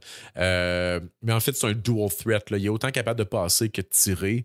Sauf la grosse lacune de Lakovic, c'est Callis qui est soft, manque beaucoup d'agressivité. C'est pas un power forward. Un peu comme Martin, mais encore pire. Sauf que il a quand même le gabarit de 6 pieds 4. Là. Il est capable, je crois, de développer ça. Mais c'est ça. Ouais. Il est classé souvent dans ces rangs-là, en fait, 15, 16, 17. Fait qu'il pourrait théoriquement être disponible pour le CH. Mais je pense qu'il va sortir quelques rangs plus tôt. Vu le gabarit, je pense que les équipes vont l'aimer. Une équipe comme Détroit là, qui repêche 13e, je pense que ça serait un bon fit pour eux autres. Puis c'est ça. Mais 6 pieds 4, c'est pas un gros plein de soupe. Selakovic, c'est un attaquant de 5 et 10 dans un corps d'attaquant de puissance. C'est le même que je le décrirais. Puis évidemment, on a 2 picks. On pourrait faire attaquant-défenseur. Évidemment, il y a des bonnes chances qu'un de ces picks ou ces picks se fasse échanger. Puis mettons que les deux restent, là, il y a des bonnes chances que ce soit un attaquant-défenseur. Ou 2 attaquants. Tu sais, moi, un Spence Lakovic ou un... Ben, en fait, n'importe quelle combinaison, mettons, de Bear, Carbonneau, Spence, Lakovic, peut-être même Coots, je serais heureux avec ça. Mais sinon, ben, si Logan Hensler est disponible, en fait, un défenseur droitier, que ce soit Hensler ou... c'est pas mal ça. Murtica glissera pas jusque-là. Ça pourrait être intéressant. Sinon, Blake Fiddler, défenseur droitier de 6 pieds 4, ça pourrait le faire. Mais je pense que c'est un peu un reach au 17e rang. Sauf que c'est ça. Sinon, malheureusement, il n'y a pas beaucoup de joueurs qui m'excitent dans ce range-là. Tu sais, je le dis depuis plusieurs mois. Il y a peut-être 13 ou 14 joueurs que j'aime vraiment.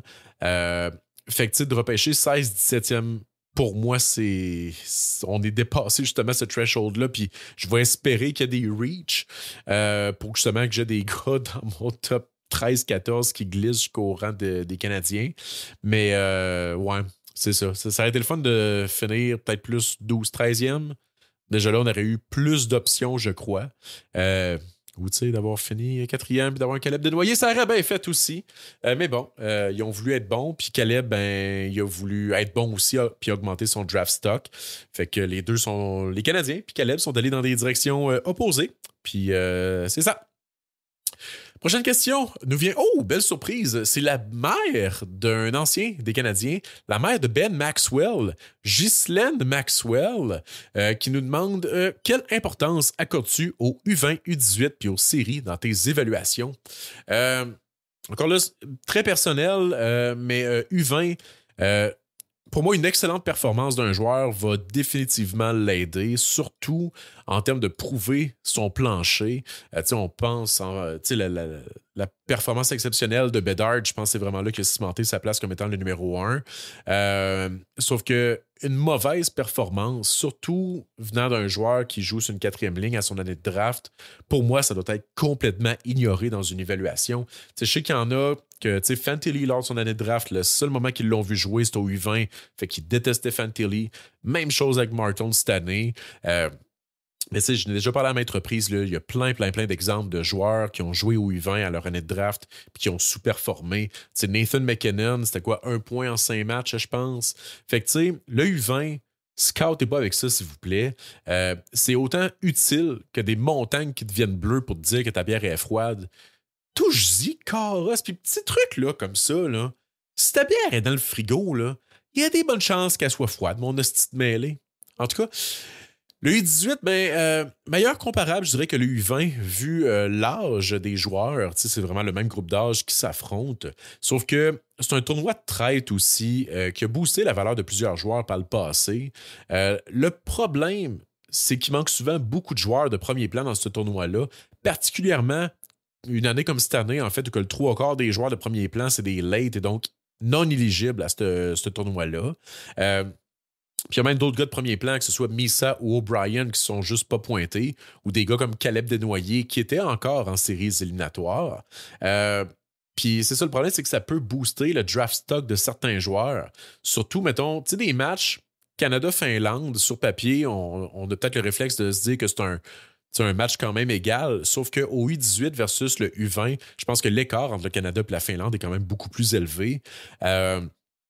Puis tu sais, aussi, c'est ça, c'est que c'est difficile d'avoir tous les joueurs dans la bonne chaise, surtout pour une équipe comme le Canada. Tu sais, il y a des joueurs talentueux qui se ramassent sur un 4e trio, puis c'est impossible pour eux de se mettre en valeur. Puis ça ouvre la porte à des gars comme Lev Kadzin de bien performer, puis ça va, à l'inverse, étouffer des gars comme Tyler Hopkins. Sauf que Hopkins est, à mes yeux, vraiment plus projetable dans la LNH que Lev Kadzin, qui est un centre de 5 et 8, hargneux puis rapide, mais sans trop d'upside offensif, tu sais. Puis tu sais, je serais pas surpris de voir des gens classer Kadzin en 2e, 3e ronde à cause de sa récolte et de sa performance au U18. Sauf que la réalité, c'est qu'il y a des fortes chances que Kadzin se fasse même pas repêcher, tu sais.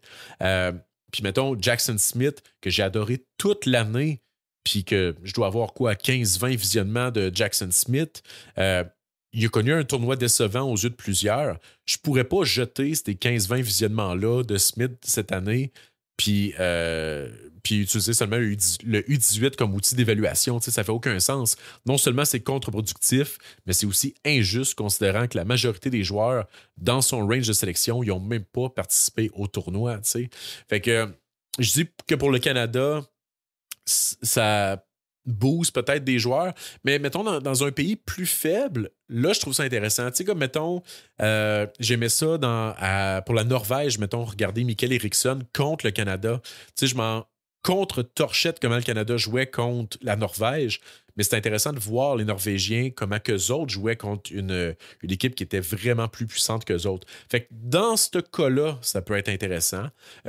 Aussi, je n'haïs pas ça pour les D-1. Tu sais, il y a des D-1, en fait, que ça te donne déjà un bon pre-scouting de leur saison D-1. Sauf que le problème, c'est que ces performances-là, au U18 dans leur saison D-1, on a tendance à les oublier rapidement.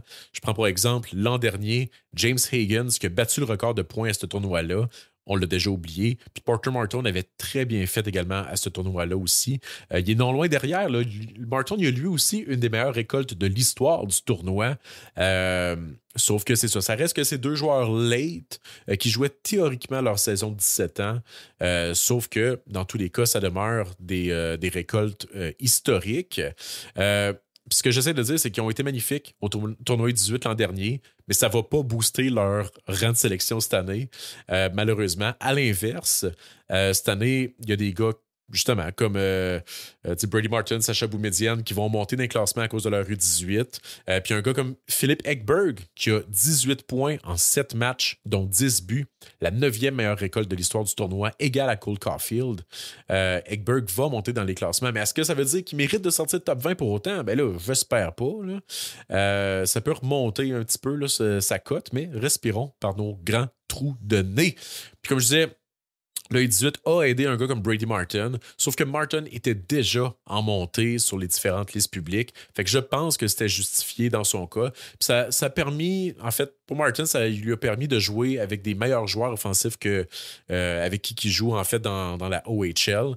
Fait que ça a permis de voir un autre Brady Martin, je crois. Ça a aussi aidé, comme je disais, un gars comme Sacha Boumedienne, probablement au point de le faire sortir en première ronde, que comme je disais, pour moi, c'est injustifié, mais bon. Fait que c'est dangereux, le U18. Puis pour les séries éliminatoires, ça aussi, c'est dangereux. Il y a un gars comme Caleb Desnoyers, par exemple, qui a connu des séries exceptionnelles. C'est normal qu'il grimpe dans les classements, dans les listes. Là. C'est pleinement mérité dans le cas de Caleb. Sauf que des joueurs qui ont soit pas participé aux séries ou qui ont joué genre 4 ou 5 matchs pour une équipe vraiment faible, c'est difficile, voire même impossible pour eux d'augmenter leur draft stock lors des séries. Fait que c'est quand même un peu injuste. Puis même chose en fait pour les joueurs qui évoluent en Europe. Là, je pense que pas mal tout le monde c'est en contre-torche des séries en Europe, à part quand c'est Frondel qui joue. Fait que ça booste rarement le draft stock des Européens. Fait que tu sais, ça booste juste le draft stock ou ça tank le draft stock des gars qui se rendent loin en série. Puis je trouve que c'est un terrain glissant, tu sais. Tu sais à quel point on doit monter un gars qui connaît des grosses séries puis de le faire passer par-dessus des gars qui ont été devant lui toute la saison, mais c'est ça, qui n'ont pas eu la même chance que lui de se prouver en série, tu sais. Le cas de Caleb, il est quand même extrême, là. Caleb, il a été un des meilleurs joueurs de série, puis je pense que sa grimpure est pleinement méritée. Sauf que, tu sais, je prends le cas inverse, Jake O'Brien, par exemple, qui en a arraché en série. Il commençait à être classé 5, 6, 7e, 8e sur plusieurs boards. Là, les gens chialent qu'il a connu des mauvaises séries, puis là, je le vois classé 15e à bien des places. Est-ce que c'est justifié? Personnellement, je pense pas. T'sais, je pense pas qu'on peut oublier complètement la saison que O'Brien a eue. Même Michael Misa, là, pas connu des grosses séries, là, 3 points en 4 matchs. Il a pas porté son équipe sur ses épaules. Pourtant, personne ne l'a descendu. Fait que je pense qu'il y a un peu de cherry picking aussi là-dedans. Fait qu'on se sert, dans le fond, des bonnes ou mauvaises performances en série pour justifier nos takes qui vont peut-être à contre-courant. Puis ça, ben, je trouve ça dangereux. Question de... OK, c'est 2 personnes en un, je pense. En fait, c'est une question qui nous vient du cousin de Dante Culpepper puis du restant d'œuf McMuffin de Dom Babin. C'est bizarre. 2 questions. Qu'est-ce qui se passe avec ton podcast de Board Games? J'ai mes règles. Ça s'en vient-tu Caltar? Puis deuxième question, c'est qui les gros défenseurs de 6 pieds 4 qui pourraient être pas si pires cette année? Puis j'ai une 3e question. C'est qui les gros centres?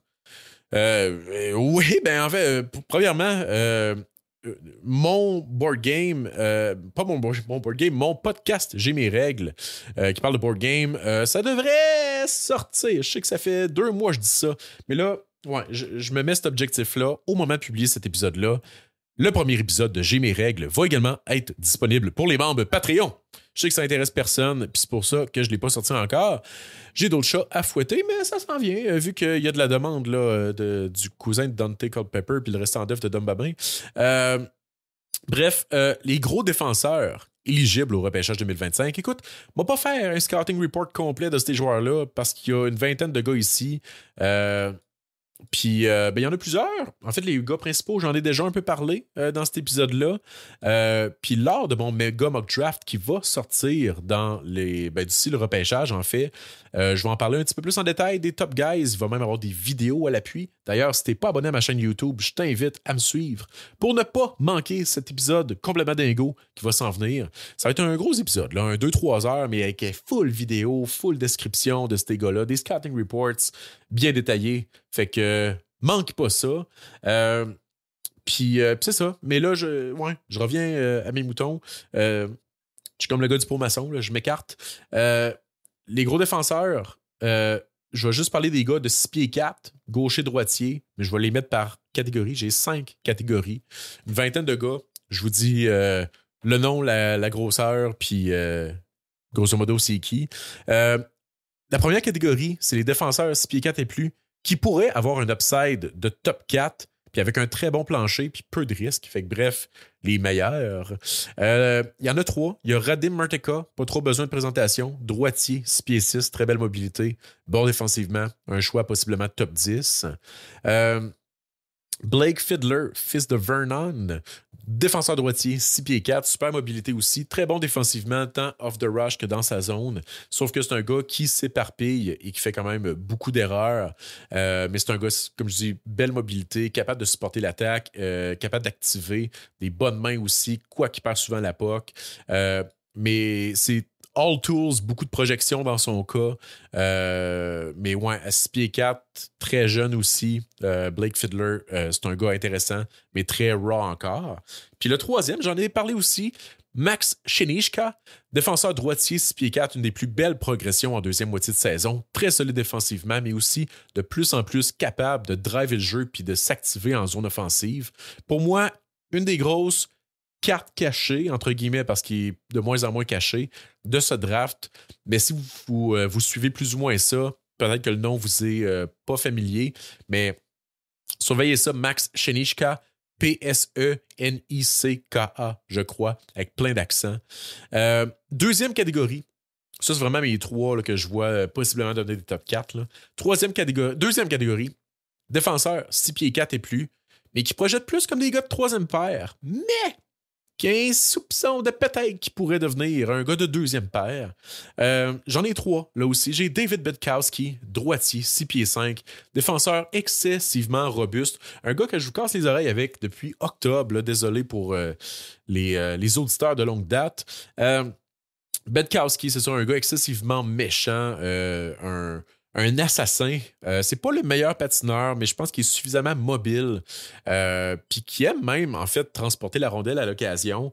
Pas une grosse production cette année, ça je vous le donne. Sauf que la plupart de ses buts étaient en fait très beaux, suite à des belles activations et tout ça. C'est un gars qui a un gros lancer aussi. Fait que je pense qu'il y a un certain upside de jouer un petit peu plus haut dans le line-up ici pour David Bedkowski. Quoique réalistiquement, je pense que c'est un autre Arbor Jackai. Aochi Wang, gaucher 6 pieds 6, je vous en ai parlé tantôt, un des meilleurs patineurs du draft, avec une certaine robustesse, mais qui n'est pas capable de jouer du hockey structuré ou de faire une passe. Sauf que si tout clique, mais ça fait beaucoup de si, peut-être que Wang pourrait jouer plus haut dans un line-up. Puis le troisième de cette catégorie-là, j'en ai pas parlé encore, mais c'est Jacob Rombach, un gars qui pourrait sortir en fin de première ronde, défenseur gaucher 6 pieds 6, possiblement le meilleur défenseur en récupération de rondelles cette année. Réalistiquement, un gars de troisième paire, je pense, très peu de upside offensif, mais avec cette grosseur-là, puis il a quand même une très bonne mobilité, puis un bon sens du jeu aussi, je pense qu'il pourrait devenir un insulator sur une deuxième paire. Je pense que c'est un gars qui a un beau futur dans la LNH, Jacob Rombach. Troisième catégorie maintenant, c'est les défenseurs de 6 pieds 4 et plus qui projettent sur une troisième paire encore là, mais avec absolument pas d'upside, mais quand même un très beau plancher. Fait que des gars que je pense qu'ils vont jouer dans le show, mais ça va être des 5-6e défenseurs, là, selon moi. Il y en a 5. Le premier, c'est Carter Amico, droitier 6 pieds 6, content à oublier parce qu'il a été blessé quasiment toute l'année. Mais il n'y a aucun upside offensif ici avec Amico.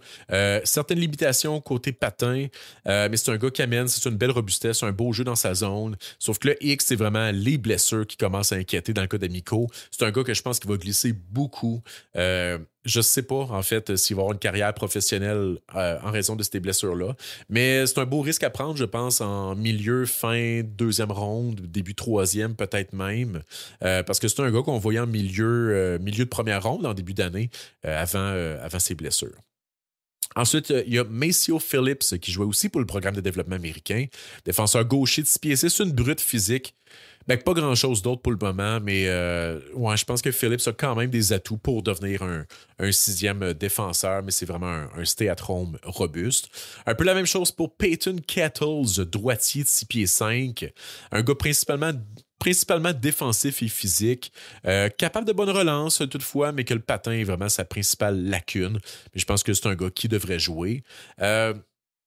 Sinon, Evan Passmore, droitier 6 pieds 5, un tough qui dérange en fait, un gars qui a une belle mobilité quand même, qui peut s'activer. Je pense que c'est un gars sous-estimé qui a peut-être un petit peu plus d'upside que les autres gars que je vous ai nommés en raison de sa mobilité, mais ça reste là, un gars que réalistiquement, je pense que c'est un 6e défenseur, peut-être même 7e. Fait que prenez-le pas dans votre pool. Puis le 5e, lui, méconnu. Sean Barnhill, défenseur droitier, 6 pieds 5. Un petit peu plus mobile que les autres aussi, assez physique, mais je vous en parle dans un épisode Patreon à venir. Un nom méconnu, mais qui pourrait, je pense, sortir en 2e ronde, puis être un choix intéressant pour un des choix de 2e ronde des Canadiens. Sean Barnhill, droitier, 6 pieds 5. Gardez un œil là-dessus. Gardez un œil sur mon Patreon pour que ça sorte. Je sais pas quand. Faut que je fasse encore là, mon épisode de J'ai mes règles. Là. C'est plus important.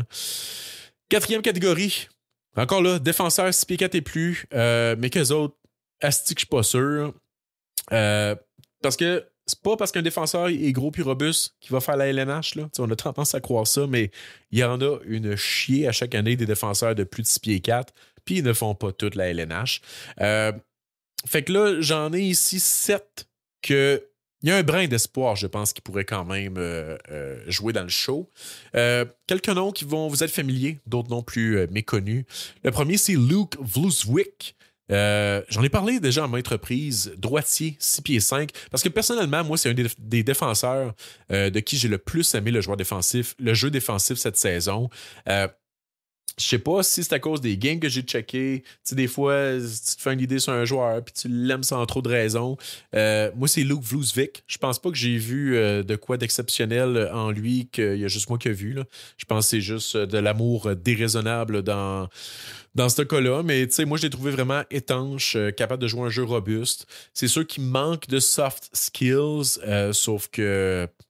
Écoute, moi, c'est moi, mais j'ai pas vu de red flag qui ferait que ce gars-là pourrait ne pas jouer. Fait que moi, je l'aime, mais réalistiquement, je pense qu'il va sortir quand même plus tard, là, Luke Vlouswick. Sinon, Oliver Turner. Lui, je serais surpris que vous n'ayez entendu parler. Défenseur droitier, 6 pieds 5. Assez mobile pour sa grosseur, je dirais. Un gars qui est quand même assez physique, mais surtout qui aime se porter à l'attaque. Tu sais, j'ai vu dans certaines games des flashs où il s'activait. Puis, ouais, ça, peut-être, ça va y ouvrir des portes. Puis c'est ce qui différencie, en fait, des gros bonhommes de qui je vais parler dans les prochains. Fait que Oliver Turner, un gars qui passe sous le radar, qui jouait USHS Prep, mais qui a peut-être un petit peu plus d'upside que les prochains, dont Edouard Bondar, qui joue dans Q, droitier 6 pieds 4. Un peu comme plusieurs de ces gars-là, Stay at Home classique. Le prochain, Michael Katin, ou Michael Lacatin en français. Défenseur gaucher 6 pieds 6. Pas tant bon, mais je l'ai mis ici parce qu'il est quand même mobile, un petit peu plus mobile là, que certains de ces gars-là. Ce qui est impressionnant pour un gars de 6 pieds 6. Fait que gardez un œil sur Lacatin. Peut-être qu'il y a de quoi ici. On n'entend pas bien parler. Sinon, Rio Kaiser, un gars que vous avez peut-être entendu parler en début d'année, parce que c'est un défenseur de 6 pieds 7, allemand, gaucher. Un gars qui est fort, évidemment, qui sait se servir de son gabarit. Mais en tout cas, de ce que j'ai vu, il semble avoir un sens du jeu en bas de la moyenne, puis pas vraiment de skills. Sinon, écoute, Roman Bausov, 6 pieds 5, droitier, pas mal la même affaire. Pas tant robuste, même dans le cas de Bausov, il est juste décevant partout. Artem Vilchinski, 6 pieds 4 gaucher, gars physique, que les attentes étaient très élevées en début de saison, puis que peut-être vous avez entendu parler parce qu'il jouait avec Demidov, sauf qu'il n'y a pas de sens du jeu, le gars. Fait que pour moi, Vilchinski serait très, très, très surprenant qu'il se rende jusqu'à la LNH. Puis j'ai une 5e catégorie, en fait, que c'est juste un peu la continuation de tout ça, là, mais c'est des gars que j'ai très peu vus, mais que j'ai trouvé poche. Grant Spada, 6 pieds 4, gaucher, gros gars robuste, pas de skill. Rico Alanko, 6 pieds 5, droitier, même affaire. Connor Sturgeon, 6 pieds 4, qui jouait à Rimouski, mais tu sais, c'était genre le 7e, peut-être même 8e défenseur à Rimouski. Là. J'ai vu quelques flashs défensifs de sa part, mais le patin et le contrôle de rondelle étaient quand même problématiques. Puis sinon, Carl Otto Magnussen, 6 pieds 7, gaucher. Il y a peut-être certains skills ici dans le cas de Magnussen, sauf que c'est un overager. Fait que misez pas gros sur lui. Puis pour la troisième question, c'est qui les gros centres? Ben, ça va être dans un épisode bonus sur Patreon que je vais vous parler là, des gros bonhommes, là, que ce soit Matthew Gard, Popanicus, Zata, Nesbitt, mais je vais aussi vous parler du défenseur que je vous ai dit de surveiller là, pour le CH en 2-3e ronde, là, Sean Barnhill, puis un autre gars que moi j'aimerais beaucoup pour le CH en 2-3e ronde aussi, puis que pas mal certains vous connaissez pas, Brandon Gorzinski, un gars de 6 pieds 1, 6 pieds 2, quand même très rapide, très robuste, un gars avec un beau moteur. Je veux pas plus vous en parler. Patreon.com/briser la glace, mais je ne sais pas quand est-ce que ça va sortir. Parce que pour remettre en contexte, l'abonnement est 3$ par mois, mais je vous garantis absolument aucun contenu. J'ai déjà quelques épisodes bonus de sortie. Ben, tu sais, c'est vraiment juste là comme contribution volontaire. Si vous aimez le projet, puis si vous avez quelques dollars par mois pour m'aider, en fait, à absorber mes dépenses, parce que ça me coûte cher, ce petit podcast-là. Puis, je fais pas une scène à part mon Patreon. Ensuite, question de Lino Banfi. Qui sont les top 5 pour Fantasy Pool Points Only? Merci. Bonne question. C'est dur à répondre à chaque fois parce qu'évidemment, le talent individuel d'un joueur, c'est une chose, mais l'équipe dans laquelle le joueur va aboutir joue pour beaucoup, en fait, dans sa production. Tu sais, je prends par exemple, si Michael Misa se fait repêcher par les Islanders au premier rang, je pense que ça pourrait être difficile pendant quelques saisons pour Misa, contrairement à s'il se fait repêcher par les Sharks. Tu sais. Sauf que, faisant abstraction de l'équipe, puis visant juste, dans le fond, l'upside, le potentiel offensif d'un joueur, je pense que Porter Martin a possiblement le plafond le plus élevé, du moins à mes yeux. Sauf qu'il y a quand même un certain risque dans le cas de Martin. Je comprends les critiques à son égard. Sauf que si on veut un plancher élevé, pour moi, c'est Michael Misa. Je pense que c'est le plancher de points le plus élevé. Il doit être considéré dans un pool, là, définitivement. Puis, James Haggins aussi, il ne faut pas dormir dessus. Je pense que ultimement, Haggins pourrait même être le plus productif de ces trois joueurs-là, sauf qu'il se doit d'embrayer en deuxième vitesse, chose qu'il n'a pas faite cette année. Sinon, si on parle de gars peut-être sous-estimés, je pense que Lyndon Lakovic pourrait surprendre, sauf qu'on parle d'une long shot un petit peu plus. Jacob Bryan aussi pourrait devenir un bon centre de, je pense 60-70 points, mais je pense que le point per game est atteignable s'il atteint son plein potentiel. T'sais, on le compare souvent avec des gars comme Robert Thomas. Fait que, O'Brien, je pense qu'il pourrait être intéressant dans un pool de même. Mais il y a quand même un facteur risque dans son cas. Si ça te prend des défenseurs, ben écoute, Matthew Schaefer all-in, là, je pense qu'il va devenir dans les bons producteurs de points pour les défenseurs. Ça va être difficile dans les prochains drafts, à part Lyndon DuPont, de trouver un défenseur autant productif que ce que Matthew Schaefer pourrait devenir. Sinon, ben c'est ça, je vois peu de défenseurs en fait qui pourraient jouer sur un top 4 avec un rôle en avantage numérique, à part Schaefer, peut-être Jackson Smith et peut-être Cameron Reed, mais c'est des gars un petit peu plus risqués ici. Ça achève. Jonathan Wallet qui dit « J'ai deux questions. Premièrement, on parle beaucoup des plafonds, mais d'après toi, c'est quoi le plancher d'un gars comme James Haggins? » Je suis surpris de ta question, Jonathan Wallet, parce que je m'attendais à une hostie de niaiserie de ta part, mais non. Tu poses une belle question brillante. Chapeau à toi. C'est quand même très rough à répondre. C'est quoi le plancher d'un gars comme Haggins? Parce que ces petits joueurs-là, ils ont pas un aussi bon plan B, je dirais, ou B-game plus que plan B, que mettons un Roger McQueen ou Porter Martin, que mettons que McQueen ou Martin, ça marche pas offensivement, sont quand même capables de plugger des trous dans ton alignement. T'sais. C'est des gros gars qui vont être capables de jouer plus robuste. Ou un gars comme Desnoyers, même chose. Là, c'est sûr qu'il va être capable de trouver un moyen de se rendre dans la LNH si jamais offensivement ça marche pas. Un gars comme Haggins à 5 et 10 et demi,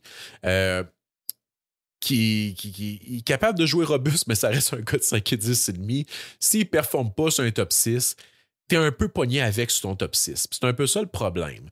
Je pense quand même que Haggins, c'est un gars qui a absolument tout pour produire dans la LNH. C'est un gars avec un très haut hockey IQ, il a des mains excellentes, un très bon patin, un shot sous-estimé également. Fait que, ça serait vraiment surprenant qu'il floppe.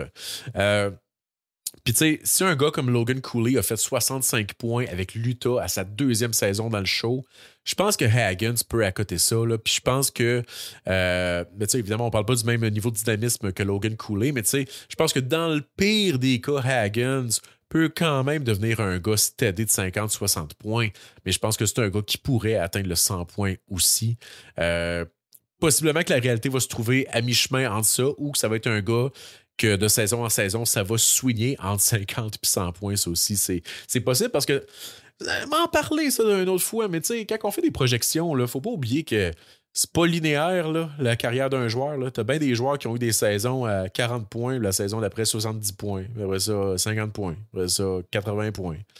Après ça, il joue pas pendant 2 saisons. Tu sais, ça arrive. Deuxième question, Jonathan.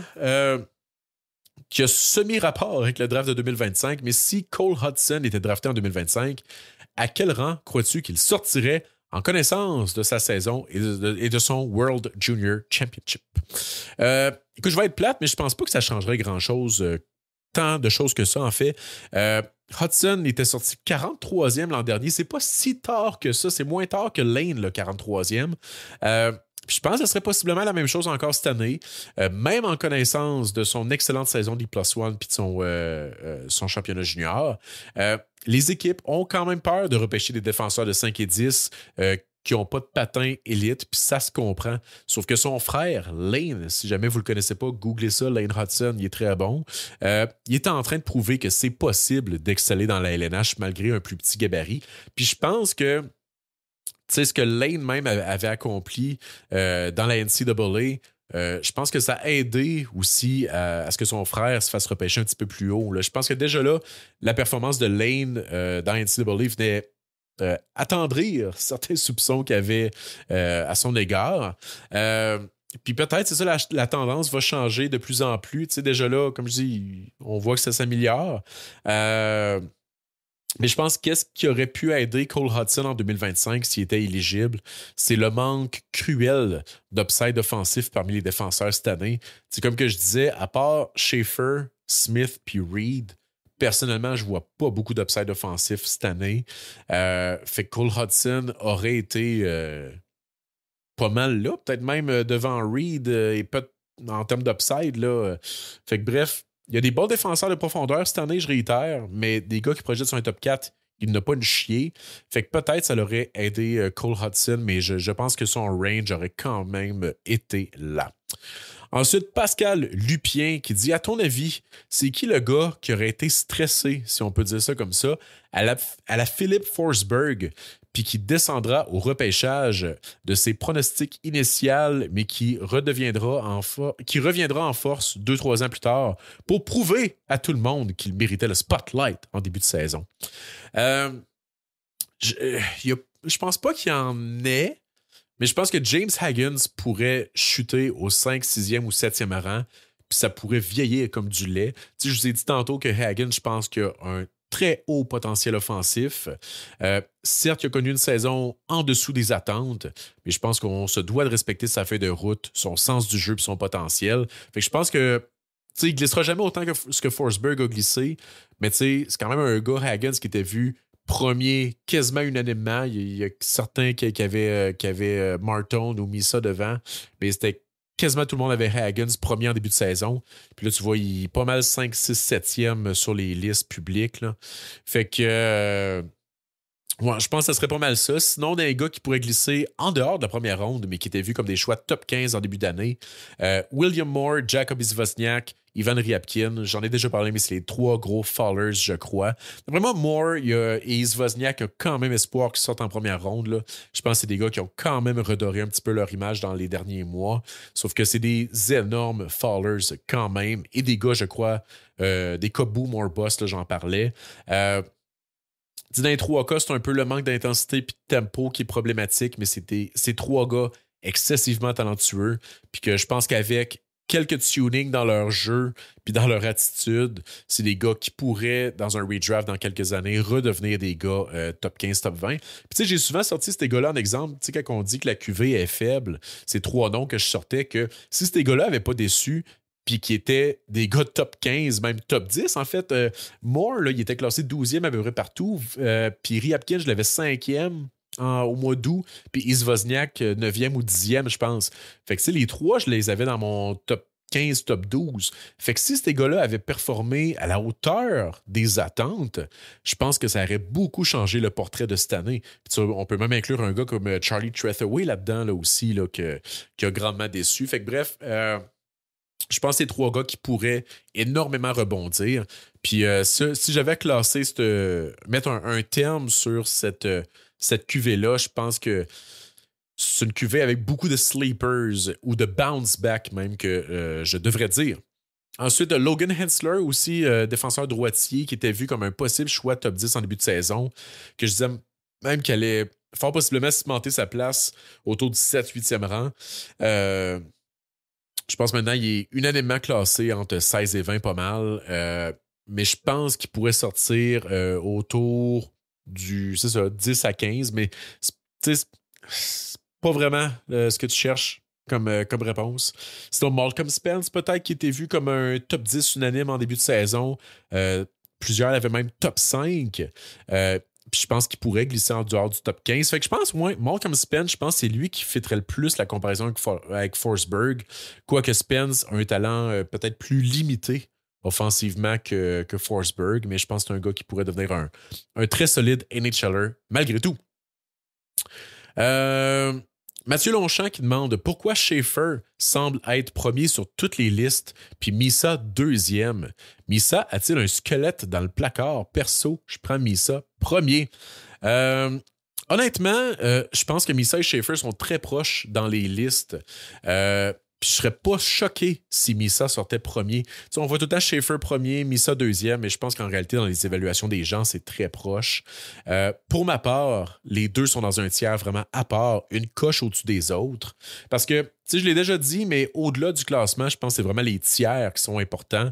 Fait que, pour moi, que tu classes Misa premier, Schaefer deuxième ou Schaefer premier, Misa deuxième, est-ce qu'ils sont dans le même tiers? Je pense que c'est surtout ça la question. Mais pour moi, ce qui rend Schaefer, entre guillemets, spécial et qui fait que je l'ai premier, c'est la rareté du package qu'il offre. En fait, Schaefer, il a le potentiel de devenir un défenseur numéro 1 élite two-way de 6 pieds 2.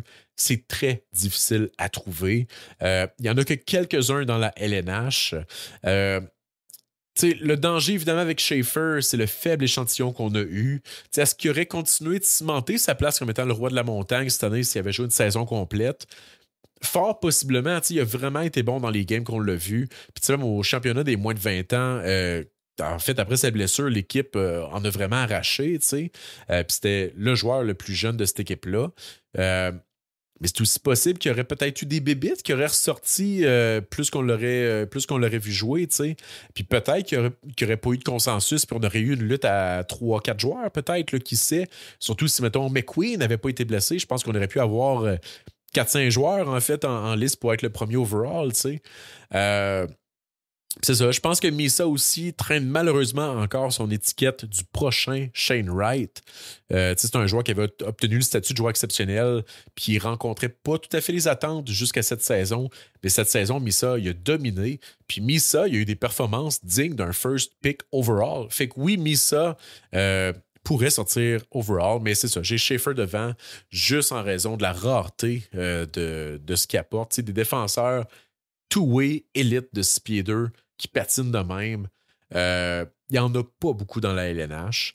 Fait que, mais c'est ça. Pour moi, ils sont dans le même tiers. Question un peu dans le même ordre d'idée de Noah Gauthier-Morin. Je ne sais pas s'il est parent avec Zachary Morin et Cotter Gauthier. Ce sera un bel addon. Qui dit est-ce que les Sharks doivent prendre absolument Michael Misa avec le deuxième choix au total? Un gars comme Frondel ou Martone pourrait amener une dimension différente à l'attaque, alors que Misa amène quelque chose de similaire à Will Smith et Macklin Celebrini. Personnellement, je pense que Misa est le choix ici si Schaefer est déjà pris. Puis pour moi, c'est non négociable parce que vraiment, comme je disais, un tiers clair avec Schaefer puis Misa. Puis ensuite, pour moi, c'est Martone. Puis ensuite, c'est débattable. Je critique souvent la pensée du meilleur joueur disponible parce que bien souvent, on compare des joueurs au style différent, puis il n'y a pas vraiment de meilleurs joueurs disponibles. C'est juste des saveurs de crème glacée différentes. T'sais. Sauf que, généralement, quand tu repêches deuxième, troisième, dans la majorité des QV, il y a quand même des gars qui se démarquent. Puis là, oui, le meilleur joueur disponible, tu ne déroges pas de ça. Fait que, tu sais, même si les Sharks auraient besoin d'un défenseur ou qu'ils auraient besoin peut-être plus d'un power forward, je crois qu'ils n'ont pas le choix d'y aller avec Misa. C'est le meilleur joueur disponible. Ça, c'en est vraiment un cas de meilleur joueur disponible ici. Mais je suis d'accord avec toi. Martone pourrait amener une dimension intéressante aux Sharks. Toutefois, Misa, comme Celebrini, coche absolument toutes les cases que tu veux d'un joueur de hockey. T'sais. Je pense pas qu'il y a une équipe qui pourrait se tanner d'avoir ce genre de joueurs-là dans leur alignement. Je pense qu'au contraire, t'en as jamais assez des gars de même. Ça pourrait être un luxe, en fait, d'avoir Celebrini et Misa comme centre numéro 1 ou numéro 2. Puis même, à la limite, les avoir les deux sur le même trio. Mais tu sais, si t'es là comme centre numéro 1 et numéro 2, ben, t'en as un qui joue avec Eklund, l'autre joue avec Will Smith. C'est complètement dingo, tu sais. Puis en plus, Misa puis Chernyshov qui est repêché par les Sharks, ils ont montré une très belle chimie en fin de saison cette année à Saginaw. Puis Chernyshov, c'est un attaquant de puissance, fait qu'ils pourraient jouer ensemble, ça serait génial. Puis même si Misa fait seulement 6 pieds 1, c'est, à mes yeux, un des joueurs avec le meilleur moteur de tout le repêchage. C'est un joueur qui est hyper intense, dynamique, qui crée du chaos, qui est autant capable de passer que de marquer, puis qui va jamais te faire mal défensivement non plus. Tu sais, c'est un gars qui patine, qui est intense, puis je dirais même plus physique que Martone, malgré la différence de taille. Puis tu sais, tu disais que Misa est similaire à Smith, mais je dirais au contraire que pour moi, Martone est pratiquement plus similaire à Smith. Tu sais, Misa est comme Celebrini, Martone est comme Smith, au sens où Martone, c'est un joueur avec une certaine créativité, mais surtout une vision exceptionnelle, des très bonnes mains, sauf un pace inconstant, parfois désengagé défensivement. C'est un gars qui aime ralentir le jeu malgré son 6 pieds 3. Fait que c'est quand même des attributs qui ressemblent à Will Smith, je dirais, malgré la différence de taille. Puis bon, pour Frandel, évidemment, pour moi, au deuxième rang, ce serait une grave erreur. Puis c'est ça. Mais bon, souhaitons que les Islanders repêchent Michael Misa puis que Schaefer devienne un requin. Ensuite, question de Ballerina Cappuccina. Top 5 des meilleurs overagers. Probablement que vous allez penser à Thomas Galvas ici, qui était un des espoirs de premier plan la saison dernière, mais qui n'a pas été repêché. Mais non, je ne pense pas que Galvas va être repêché cette année non plus. Je vous en nomme 5 là, rapidement. Christian Epperson, qui joue à Saginaw avec Michael Misa et Igor Chernyshov. Un des très bons attaquants de puissance de ce draft, je crois. Un gars intense, robuste, capable de marquer, capable de passer, avec un potentiel top 6 complémentaire, je crois. Si les Sharks repêchent Misa, ils ont déjà Chernyshov. Ce serait vraiment comique qu'ils repêchent Epperson en début de deuxième ronde. Ça se pourrait. Ensuite, Julius Sumpf qui joue à Moncton. C'est un D+2, mais bon, connu une saison solide. Mais est-ce qu'il devient joueur autonome s'il n'est pas repêché? En tout cas, bref, je pense que oui. Fait que peut-être, en tout cas, je pense pas qu'il se fasse repêcher. Mais sinon, Topias Ininen, attaquant plus petit, qui a connu une bonne saison. Meilleur que l'an dernier, en fait, mais c'est un gars qui amène une belle intensité. Le problème, c'est que c'est un gars qui a un minding de joueur de bottom 6, mais qui n'a pas le gabarit pour, puis qui n'a pas le talent pour jouer sur un top 6. Mais c'est un joueur qui est très intéressant. Topias Ininen. Ensuite, Bruno Idzan, un Croate de 6 pieds 1, qui a fait le saut en USHL à la mi-saison. Patin problématique, mais des belles aptitudes en échec avant, puis un bon lancer. Je pense que Idzan, dans les rondes plus tardives, pourrait être un choix intéressant ici comme overager. Il y a certains attributs là, très transposables malgré son patin déficient. Puis le dernier là, que je vois, c'est un Hayden Park. Nom qui vous est fort probablement familier, de qui on parlait déjà il y a quelques années de ça comme étant un possible first rounder en vue du repêchage de l'an dernier, qui était presque 2 points par match l'an dernier à Shattuck St. Mary's. C'est un attaquant de 6 pieds 1, travaillant, intelligent, mais dont le patin a besoin de raffinement, puis c'est probablement pourquoi il n'a pas été repêché malgré son excellente production. Mais cette année, il pourrait être repêché. 66 points en 55 games, 33 buts et 33 passes exactement en USHL. Fait que Hayden Park, dans les late rounds, pourrait sortir.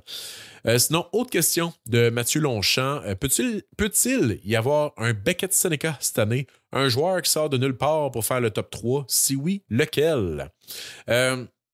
Seneca, c'est en effet particulier parce que non seulement c'était un gros riser en deuxième moitié de saison, puis il était sorti troisième alors que pas mal toutes les listes publiques l'avaient entre 9 et 16. Sauf que il y avait déjà des rumeurs comme quoi ça se pourrait qu'il sorte top 5. On savait que la LNH avait de l'intérêt envers Beckett Seneca plus que les listes publiques. Puis il y a même un des 10 scouts sondés par Bob McKenzie en juin 2024, donc tout juste avant le repêchage, qui avait Seneca 5e sur sa liste. Puis ça, c'est juste 10 scouts de la LNH. Fait qu'on, plus qu'on grossit l'échantillon, c'est probable qu'il n'avait qu'il l'avait plus haut que ça. Personnellement, j'avais Seneca 9e sur ma liste, dans le même tiers en fait que Catton, Lindstrom, Iginla, Dickinson. C'est un tiers en fait qui allait du 3e au 9e rang. Fait que tu sais, j'avais Seneca 9e, il était quand même proche en termes de ranking, en termes de projection, que le gars que j'avais 3 4e. Fait que tu sais, c'était surprenant, oui, de voir Seneca sortir à ce rang-là, mais il y avait quand même des mots qui circulaient à son égard. Fait que c'était pas une totale surprise non plus. Mais tout ça pour dire, je pense pas qu'il y ait de situation identique cette année, malheureusement. Il y a des risers, il y a possiblement des gars qui vont sortir plus tôt, mais jamais autant que Seneca. Tu sais, j'avais identifié tôt en saison, là, au mois d'août, en fait, que Jake O'Brien pourrait devenir un gros riser en cours de saison. Puis, il a monté sur les listes. Sauf que c'est ça, malheureusement, il y a eu des séries difficiles, fait que je pense qu'il va sortir plus autour entre 7 et 11. S'il avait connu des grosses séries, Jake O'Brien, peut-être qu'on en parlerait pour le 3-4e rang. Mais là, je pense que c'est pas mal mort là. Un qui pourrait sortir 3-4e, en fait, puis qui sera un reach à mes yeux, c'est Anton Frondel. Mais encore là, ça serait pas surprenant compte tenu qu'il y en a déjà qui le classent 3-4e, chose qui n'était pas le cas avec Seneca. Un gros riser que j'anticipe, moi, c'est Brady Martin, qui pourrait sortir aussitôt que 5, 6, 7e, peut-être même, mais pas 3-4e. Là. Puis sinon, Radim Mrteka, qui est généralement classé entre 11 et 16. Je pense que il dépassera pas le 9e rang. Là. Je pense qu'il va sortir 6, 7 ou 8 ou 9. Mais chose à considérer, l'Utah repêche 4e, puis ils ont la réputation de pas se gêner, en fait, pour étirer le bras. Fait que ça serait très Utah, en fait, très mammouth d'aller chercher Mrteka au 4e rang. Fait que je pense que oui, ça pourrait être notre Seneca. Mais c'est ça, si Utah fait ça et qu'il passe par-dessus dénoyer Dragons, je crois que c'est une erreur. On lâche pas. Il ne reste que quelques questions ici. C'était plus long que je pensais, là, désolé. Peut-être que je vais le couper en 2 parties. Qui sait? La prochaine question nous vient du superviseur du chiffre de soir de la meunerie milanaise qui demande jusqu'où pourraient descendre Roger McQueen et Carter Bear en raison de leurs blessures. Wow, quelle bonne question. Pour moi, ça fait aucun doute que si McQueen avait pas été blessé, il aurait été un clear lock dans le top 4, surtout avec Utah qui repêche 4e. Là. C'est sûr que McQueen sortait là, mais en fait, je pense que oui, la blessure de McQueen inquiète et pourrait le faire glisser, mais je pense que ce qui ne l'aide pas, c'est la tournure des événements avec Caden Lindstrom qui pourrait faire peur aux équipes. C'est en date d'aujourd'hui, avoir choisi Lindstrom 4e au-dessus de Demidov, c'est une erreur monumentale.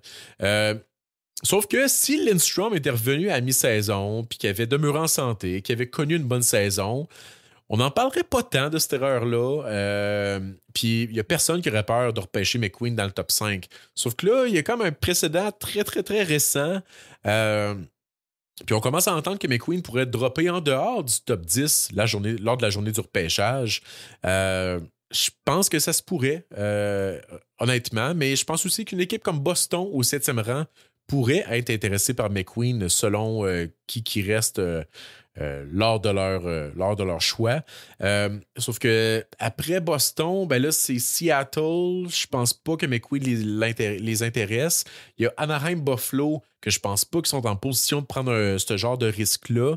Surtout s'il y a des gars comme Frondell, Martin, O'Brien qui sont disponibles, ou Jackson Smith même. Fait que je pense que Lindstrom, s'il sort pas 7e à Boston, je pense qu'il sort, c'est 11e à Pittsburgh. Je pense que ça serait ça. Sinon, ben, pour Carter Bear, lui aussi, blessure inquiétante, on le rappelle. Toutefois, contrairement à McQueen, la carrière de Bear n'est pas en jeu. C'est juste sa mobilité qui est en jeu. Je suis d'avis que Carter Bear mérite de sortir entre 8 et 12. Mais, un peu comme McQueen, les performances récentes de Frondell, Martin, O'Brien et compagnie, puis le fait que Murtica va sortir dans le top 10, pourrait faire baisser Bear de quelques rangs et possiblement se rendre, je dirais, entre 14-15, c'est fort probable. Il pourrait se rendre jusqu'au Canadien, mais je pense pas que le Canadien le laisserait passer. En fait, si les Canadiens laissent passer Carter Bear, il va y avoir des gens fâchés. Question aussi de Gab Diamond. Super que Steve Diamond, en tout cas. Quel serait ton top 10 du repêchage en ordre selon les besoins des équipes? Puis y aurait-il des choix top 10 disponibles sur le marché selon toi? Je vais publier d'ici le repêchage mon Mega Mock Draft. Donc, une prédiction de qui je crois les équipes vont repêcher. Fait que je vais contourner un peu la question puis offrir de quoi différent. Je vais dire les joueurs qui rencontrent le plus les besoins de chacune des équipes. Je sais qu'on évite de repêcher selon les besoins, que c'est la pire erreur à faire, que plusieurs vous diront, puis je suis un peu en accord avec ça. Mais je pense que c'est intéressant de voir c'est qui seraient les meilleurs fits pour chaque équipe, surtout dans une année comme cette année où il y a un gros range de joueurs là, entre... je dirais 3, 4, 5, souvent c'est discutable. Puis après ça, il y a un autre moton là, de 5, 6 joueurs que personne ne s'entend à savoir qui mérite d'être dedans. Fait que peut-être que les besoins peuvent être importants cette année si les joueurs sont pas mal égaux dans les évaluations des équipes. Les Islanders au premier rang, Schaefer ou Misa, ça c'est non négociable. Deuxième rang, les Sharks. Encore là, non négociable. Idéalement Schaefer, mais sinon Misa serait pas un mauvais prix de consolation comme que je disais. Troisième rang, ça commence là, à se corser un peu. Bien évidemment, si Misa Schaefer sont disponibles, c'est ça, mais ils devraient être sortis. Donc pour moi ici, c'est le choix de Porter Martone sans hésitation pour les Blackhawks. Je pense que Martone avec Bedard serait un fit magnifique. Mais je verrais aussi un argument pour dénoyer ici. Je pense que ce serait aussi un beau fit. Ou s'ils veulent vraiment juste y aller avec le talent, ça se pourrait qu'ils y aillent avec Haggins, mais ils ont déjà beaucoup de petits centres. Fait que c'est pour ça que je pense que Martone ou Desnoyers serait meilleur pour les Hawks. Quatrième, Utah. Je pense que Desnoyers serait probablement le meilleur fit ici. Possiblement un deuxième centre de luxe derrière Logan Cooley. Puis, parce que dans le fond, avec Cooley dans leur rang, je les vois mal prendre Haggins. Sinon, Murtica pourrait être intéressant pour Utah. Peut-être même Jackson Smith. Puis sinon, sans sa blessure, je pense que Roger McQueen s'aurait été le choix ici sans équivoque. Cinquième, Nashville. Encore là, Desnoyers, Haggins, O'Brien seraient tous des bons fits. Je pense que tu n'as pas le choix dans leur position de prendre le meilleur centre. Haggins, présentement, le plus talentueux. O'Brien, je pense, a le plus de runway pour se développer, mais le plus d'incertitude. Puis Desnoyers, c'est le plus complet, fait que il pourrait choisir un des trois ici. Philadelphie, j'en parlais, ça leur prend un centre pour jouer avec Michkov. Desnoyers, fit parfait ici. On leur souhaite qu'ils glissent. On souhaite pour Desnoyers qu'ils sortent 3, 4e, là. Ça serait fucking cool. Sauf que pour les Flyers, écoute, Desnoyers avec Michkov serait parfait. Puis ouais, je pense. Oui, je le vois. Mais c'est ça. Si Desnoyers est déjà sorti, je pense que Frondell. Je suis pas d'accord. C'est le choix qu'on entend beaucoup, en fait, Frondell à Philadelphie. Personnellement, je suis vraiment pas d'accord avec ça. Mais sinon, Écoute, Haggins avec Michkov, ça serait insane, mais ça reste un petit gars encore, Haggins. Je pense que les Flyers veulent rajouter du muscle. O'Brien, ça serait très cool aussi, mais lui aussi, O'Brien, même s'il fait 6 pieds 2, et il n'est pas très musclé, le monsieur. McQueen, ça aurait lui aussi été un fit parfait, mais je crois que c'est peut-être trop tôt pour McQueen compte tenu de la blessure. Je ne sais pas si les Flyers veulent prendre ce risque-là. Fait qu'écoute, drôle de situation pour les Flyers ici. Là. Je pense malheureusement qu'ils vont y aller avec Frandel. Même si, oh, boy, que ce ne serait pas mon choix. 7e, Boston. En fait, ils n'ont pas le choix de prendre le gars qui reste là, parmi les gars que je vous nomme depuis tantôt. Ou peut-être Jackson Smith ou Radim Murtica, ça serait intéressant pour Boston. Puis, comme je disais, je pense que c'est des gros candidats pour s'essayer avec Roger McQueen. C'est leur genre de joueur. Seattle, moi, je pense que c'est Smith ou Murtica. Ils n'ont pas besoin d'attaquants. On ne repêche pas selon les besoins, là, mais l'exercice ici, c'est un peu ça. Là. Pour moi, ça serait Smith. Il y a plus d'upside. Sauf que Murtica a un effet de rareté que Smith a moins un petit peu. Puis Murtica, il jouait à Seattle cette année dans la WHL, fait que ça serait quand même poétique que Seattle le repêche. Pour Buffalo, pour moi, il n'y a qu'une seule bonne réponse, puis c'est Radim Murtica qui sera un fit incroyable pour jouer avec leurs 8000 défenseurs gauchers. Mais sinon, non, c'est pas vrai. Je pense que Lyndon Lakovic pourrait bien complémenter leur banque d'espoir, qui est beaucoup dans le fond, des petits joueurs de talent. Eklund serait dans le moule, en fait, des joueurs qui aiment, mais avec un petit peu plus de grit, je crois. Sinon, Brady Martin serait vraiment beau à Buffalo, qui amènerait un côté robustesse que c'est ça, leurs petits bonhommes ont peut-être moins. Puis s'ils veulent du talent, Jake O'Brien, évidemment. Anaheim, un peu la même histoire. En fait, Anaheim, il y a deux gars que je vois des fits magnifiques pour eux autres. Soit Brady Martin ou Jake O'Brien. En fait, je le disais l'an dernier, là, les Ducks, ça leur prend des droitiers. Là, ils ont repêché Seneca Fine, mais un centre droitier, ça serait très, très, très, très cool pour les Ducks. Fait que Martin ou O'Brien, ça serait parfait. Roger McQueen pourrait être parfait, mais je pense pas que les Ducks soient des candidats à prendre un risque avec McQueen. Sinon, en termes d'identité, Bear et Spence, ça serait des beaux fits, mais encore là, des gauchers. Ou Justin Carbonneau, ça serait magnifique. Puis on dit que les Ducks aiment piger dans le Q. Justin Carbonneau, ça serait un très beau choix pour eux autres. Je pense que Carbonneau-Seneca, ça serait tellement le fun à voir jouer. Puis d'ailleurs, Mathieu Desrivigneaux sur Facebook, dans mon mock draft, la communauté Briser la glace, en fait, amenait cet argument-là que Justin Carbonneau serait un très beau choix pour les Ducks ici. Super beau fit, dans le fond, en termes de joueurs, mais aussi dû au fait qu'il adore piger dans la queue. Puis ce mock draft-là de la communauté, si tu y participes pas déjà, je t'invite à le faire. C'est sur ma page Facebook. Tous les quelques jours, je publie, dans le fond, une image sur laquelle on vote pour, dans le fond, c'est qui le joueur que l'équipe repêchait. Fait que dans le fond, à chaque jour, comme là, on va être rendu, on vient. Mettons, on était au choix numéro 10 d'Anaheim. Fait que j'ai publié des images de 5 joueurs. Brady Martin, Justin Carbonneau, Lyndon Lakovic était là, Jackson Smith, puis ça va être Victor Eklund, l'autre. Puis les gens votent, dans le fond, sur le joueur qui pense que Anaheim vont repêcher. Puis on fait ça pour toute la première ronde. Fait qu'on approche, dans le fond, les 2 choix des Canadiens. Fait que c'est le bon temps, en fait, de joindre le mock draft de la communauté Briser la glace sur Facebook, la page de Briser la glace. Puis je réitère, si t'es pas abonné à ma page YouTube, je t'invite à le faire. Je vais publier d'ici le draft mon Mega Mock Draft, seulement je l'appelle, mon guide ultime du repêchage, une belle vidéo de 2-3 heures dans laquelle je vais passer en revue beaucoup de joueurs, vidéos à l'appui, rapports d'analyse à l'appui. De la grosse viande qu'il faut que j'avance là, parce que si je veux le sortir à temps.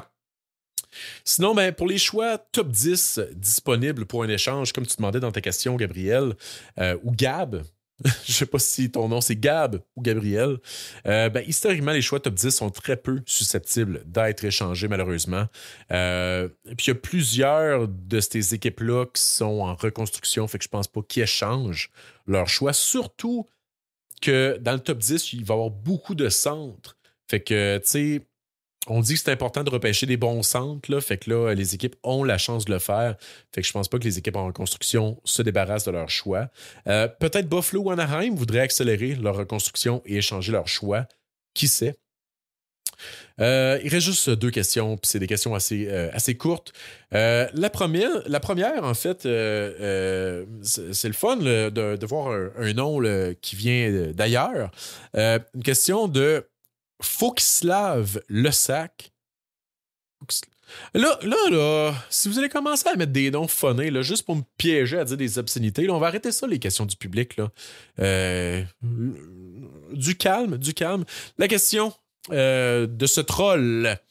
Où as-tu Émile Guité sur ta liste? Il était vu comme un joueur de première ronde en début de saison. PS, je t'aime. Basé sur cette année uniquement, mettons si je regarde juste Émile Guité cette année, je pense que je le classe en dehors de mon top 150. Je l'ai mal dit, on dirait que je n'assumais pas ce que je disais, en dehors de mon top 150. Voilà, c'est dit. Sauf que on a vu ce que Émile est capable de faire dans les années précédentes. Il a un très bon lancer, Émile. Il a un très bon potentiel offensif. Il a juste connu une saison difficile. Sauf que c'est ça. Ça reste difficile pour moi de le classer avant la 4e ronde. Mais je dirais peut-être autour du 100e rang si on lui donne justement le bénéfice du doute par rapport à ce qu'il a fait les années précédentes. Sauf que c'est un gars que je pense que j'ajouterais à ma liste de boom or bust potentiel parce que Guité pourrait exploser la saison prochaine puis devenir un vol. C'est un gars qui est très talentueux. Je pense que Chicoutimi vont avoir une bonne équipe l'an prochain. Fait que je pense que c'est un gars qui malheureusement va glisser énormément lors du repêchage. Sauf que c'est un gars qui a un potentiel de devenir un vol. Fait que on lui souhaite de tout cœur une grosse saison l'an prochain. Puis la dernière question, c'est 3 questions, mais c'est très, très, très rapide. Une petite rafale de Jean-Philippe Côté. À quel genre de production offensive faut-il s'attendre de Matthew Schaefer à 22-23 ans dans ses meilleures années? Ça dépend. Avec les Islanders, 50-60 points. Avec les Sharks, 80 points. J'ai aucune idée. Victor Eklund qui glisse au 16e rang. C'est une autre question, c'était pas clair. Victor Eklund qui glisse au 16e rang à cause de son 5-11. Est-ce un scénario possible? C'est possible, mais je serais très surpris qu'il dépasse Détroit, à moins qu'il y ait vraiment un coup de cœur sur un autre joueur que Eklund. Mais oui, c'est possible, mais ça me surprendrait quand même. Puis oui, ce serait un beau choix pour le Canadien, si c'est ça ta question. Sous-entendu. Et la dernière question, c'est pas une question, là. Ben ouais, c'est une question. J'aime les références à des groupes punk metal plus ou moins connus. Serait-ce possible de nous en glisser une ou deux? En glisser plus qu'une ou deux. En fait, c'est pas clair. Si tu veux des références punk metal ou des recommandations musicales moins connues, moi t'en glisser une coupe pareille. Speed is Relative de Cigar. Un des meilleurs albums punk ever, mais pas assez connu à mon goût. Si tu veux de quoi qui brasse, personnellement, j'étais un gros fan du split de 2012 de Incendiary puis Hibalba. 4 petites tunes, mais qui écorchent, dont le riff au milieu de la tune Rome is Burning, un de mes beats de moteur préférés ever. Ça, c'est dit. Pour les références pas claires, ça brassait en esti entre les Canadiens et les Capitals pendant une série. Ça brassait autant qu'un show de Bad Luck 13 Riot Extravaganza. Checkez ça sur YouTube. Josh Anderson, c'était autant un bully que les gars de Blink-182 envers la fille qui a des broches dans le clip de First Date. Pis ça me fâche. Comme dirait Tom DeLonge, I feel so mad, I feel so angry, I want to fuck a dog in the ass. Non, c'est pas en même tune, ça. C'est ironique que je parle de ça, considérant que la LNH ne supporte pas les causes LGBTQ+. Pourtant, Stéphane Yell a joué près de 1000 matchs dans la LNH. Stéphane Yell. Ça, c'était tout juste avant qu'il joigne Yellow Molo. Je pense que je suis rendu un peu trop loin. Tant mieux si vous saviez que l'ancien joueur de l'Avalanche puis le chanteur de Yellow Molo portent le même nom. Changement de sujet. Ça m'attriste de voir David Savard prendre sa retraite. J'ai le même âge que lui. Ça me vieillit. Ça me fait de quoi? Mais surtout, ça me fait de quoi? Parce que je me dis qu'on est en train de perdre la dernière génération de joueurs qu'on aurait pu craquer dans le warm-up à grands coups de Guerrilla Radio de Rage Against the Machine. Ou, comme dirait le chanteur de Korn, You're not rat. Ou quoi de même, là. Me semble ça qu'il disait. Bref, c'est assez, là. M'a fini ça. C'est une citation d'un joueur connu, Brock Faber, qui disait Bright, cold silver moon, tonight alone in my room. Ouais, c'est Brock Faber qui disait ça. C'est moi juste checker mes notes. Non, c'était Faber Drive, le band de emo. Bref, merci d'avoir écouté cet épisode que j'essayais de garder en dedans d'une heure, mais vous avez été très généreux côté questions. Non, je pense que je vais le garder en... J'hésitais. Je fais-tu première partie, deuxième partie? Je pense que... Ouais, c'est ça, en 2 parties. Quasiment 2 heures. J'ai fait le double de ce que je voulais faire. Mais bon, j'espère que ça vous a plu. Puis, n'hésitez pas à écrire en commentaire là, si vous avez des choses à ajouter par rapport à ce que j'ai dit. Puis... aimons-nous les uns les autres comme Dieu nous a aimés. Merci et bonne nuit.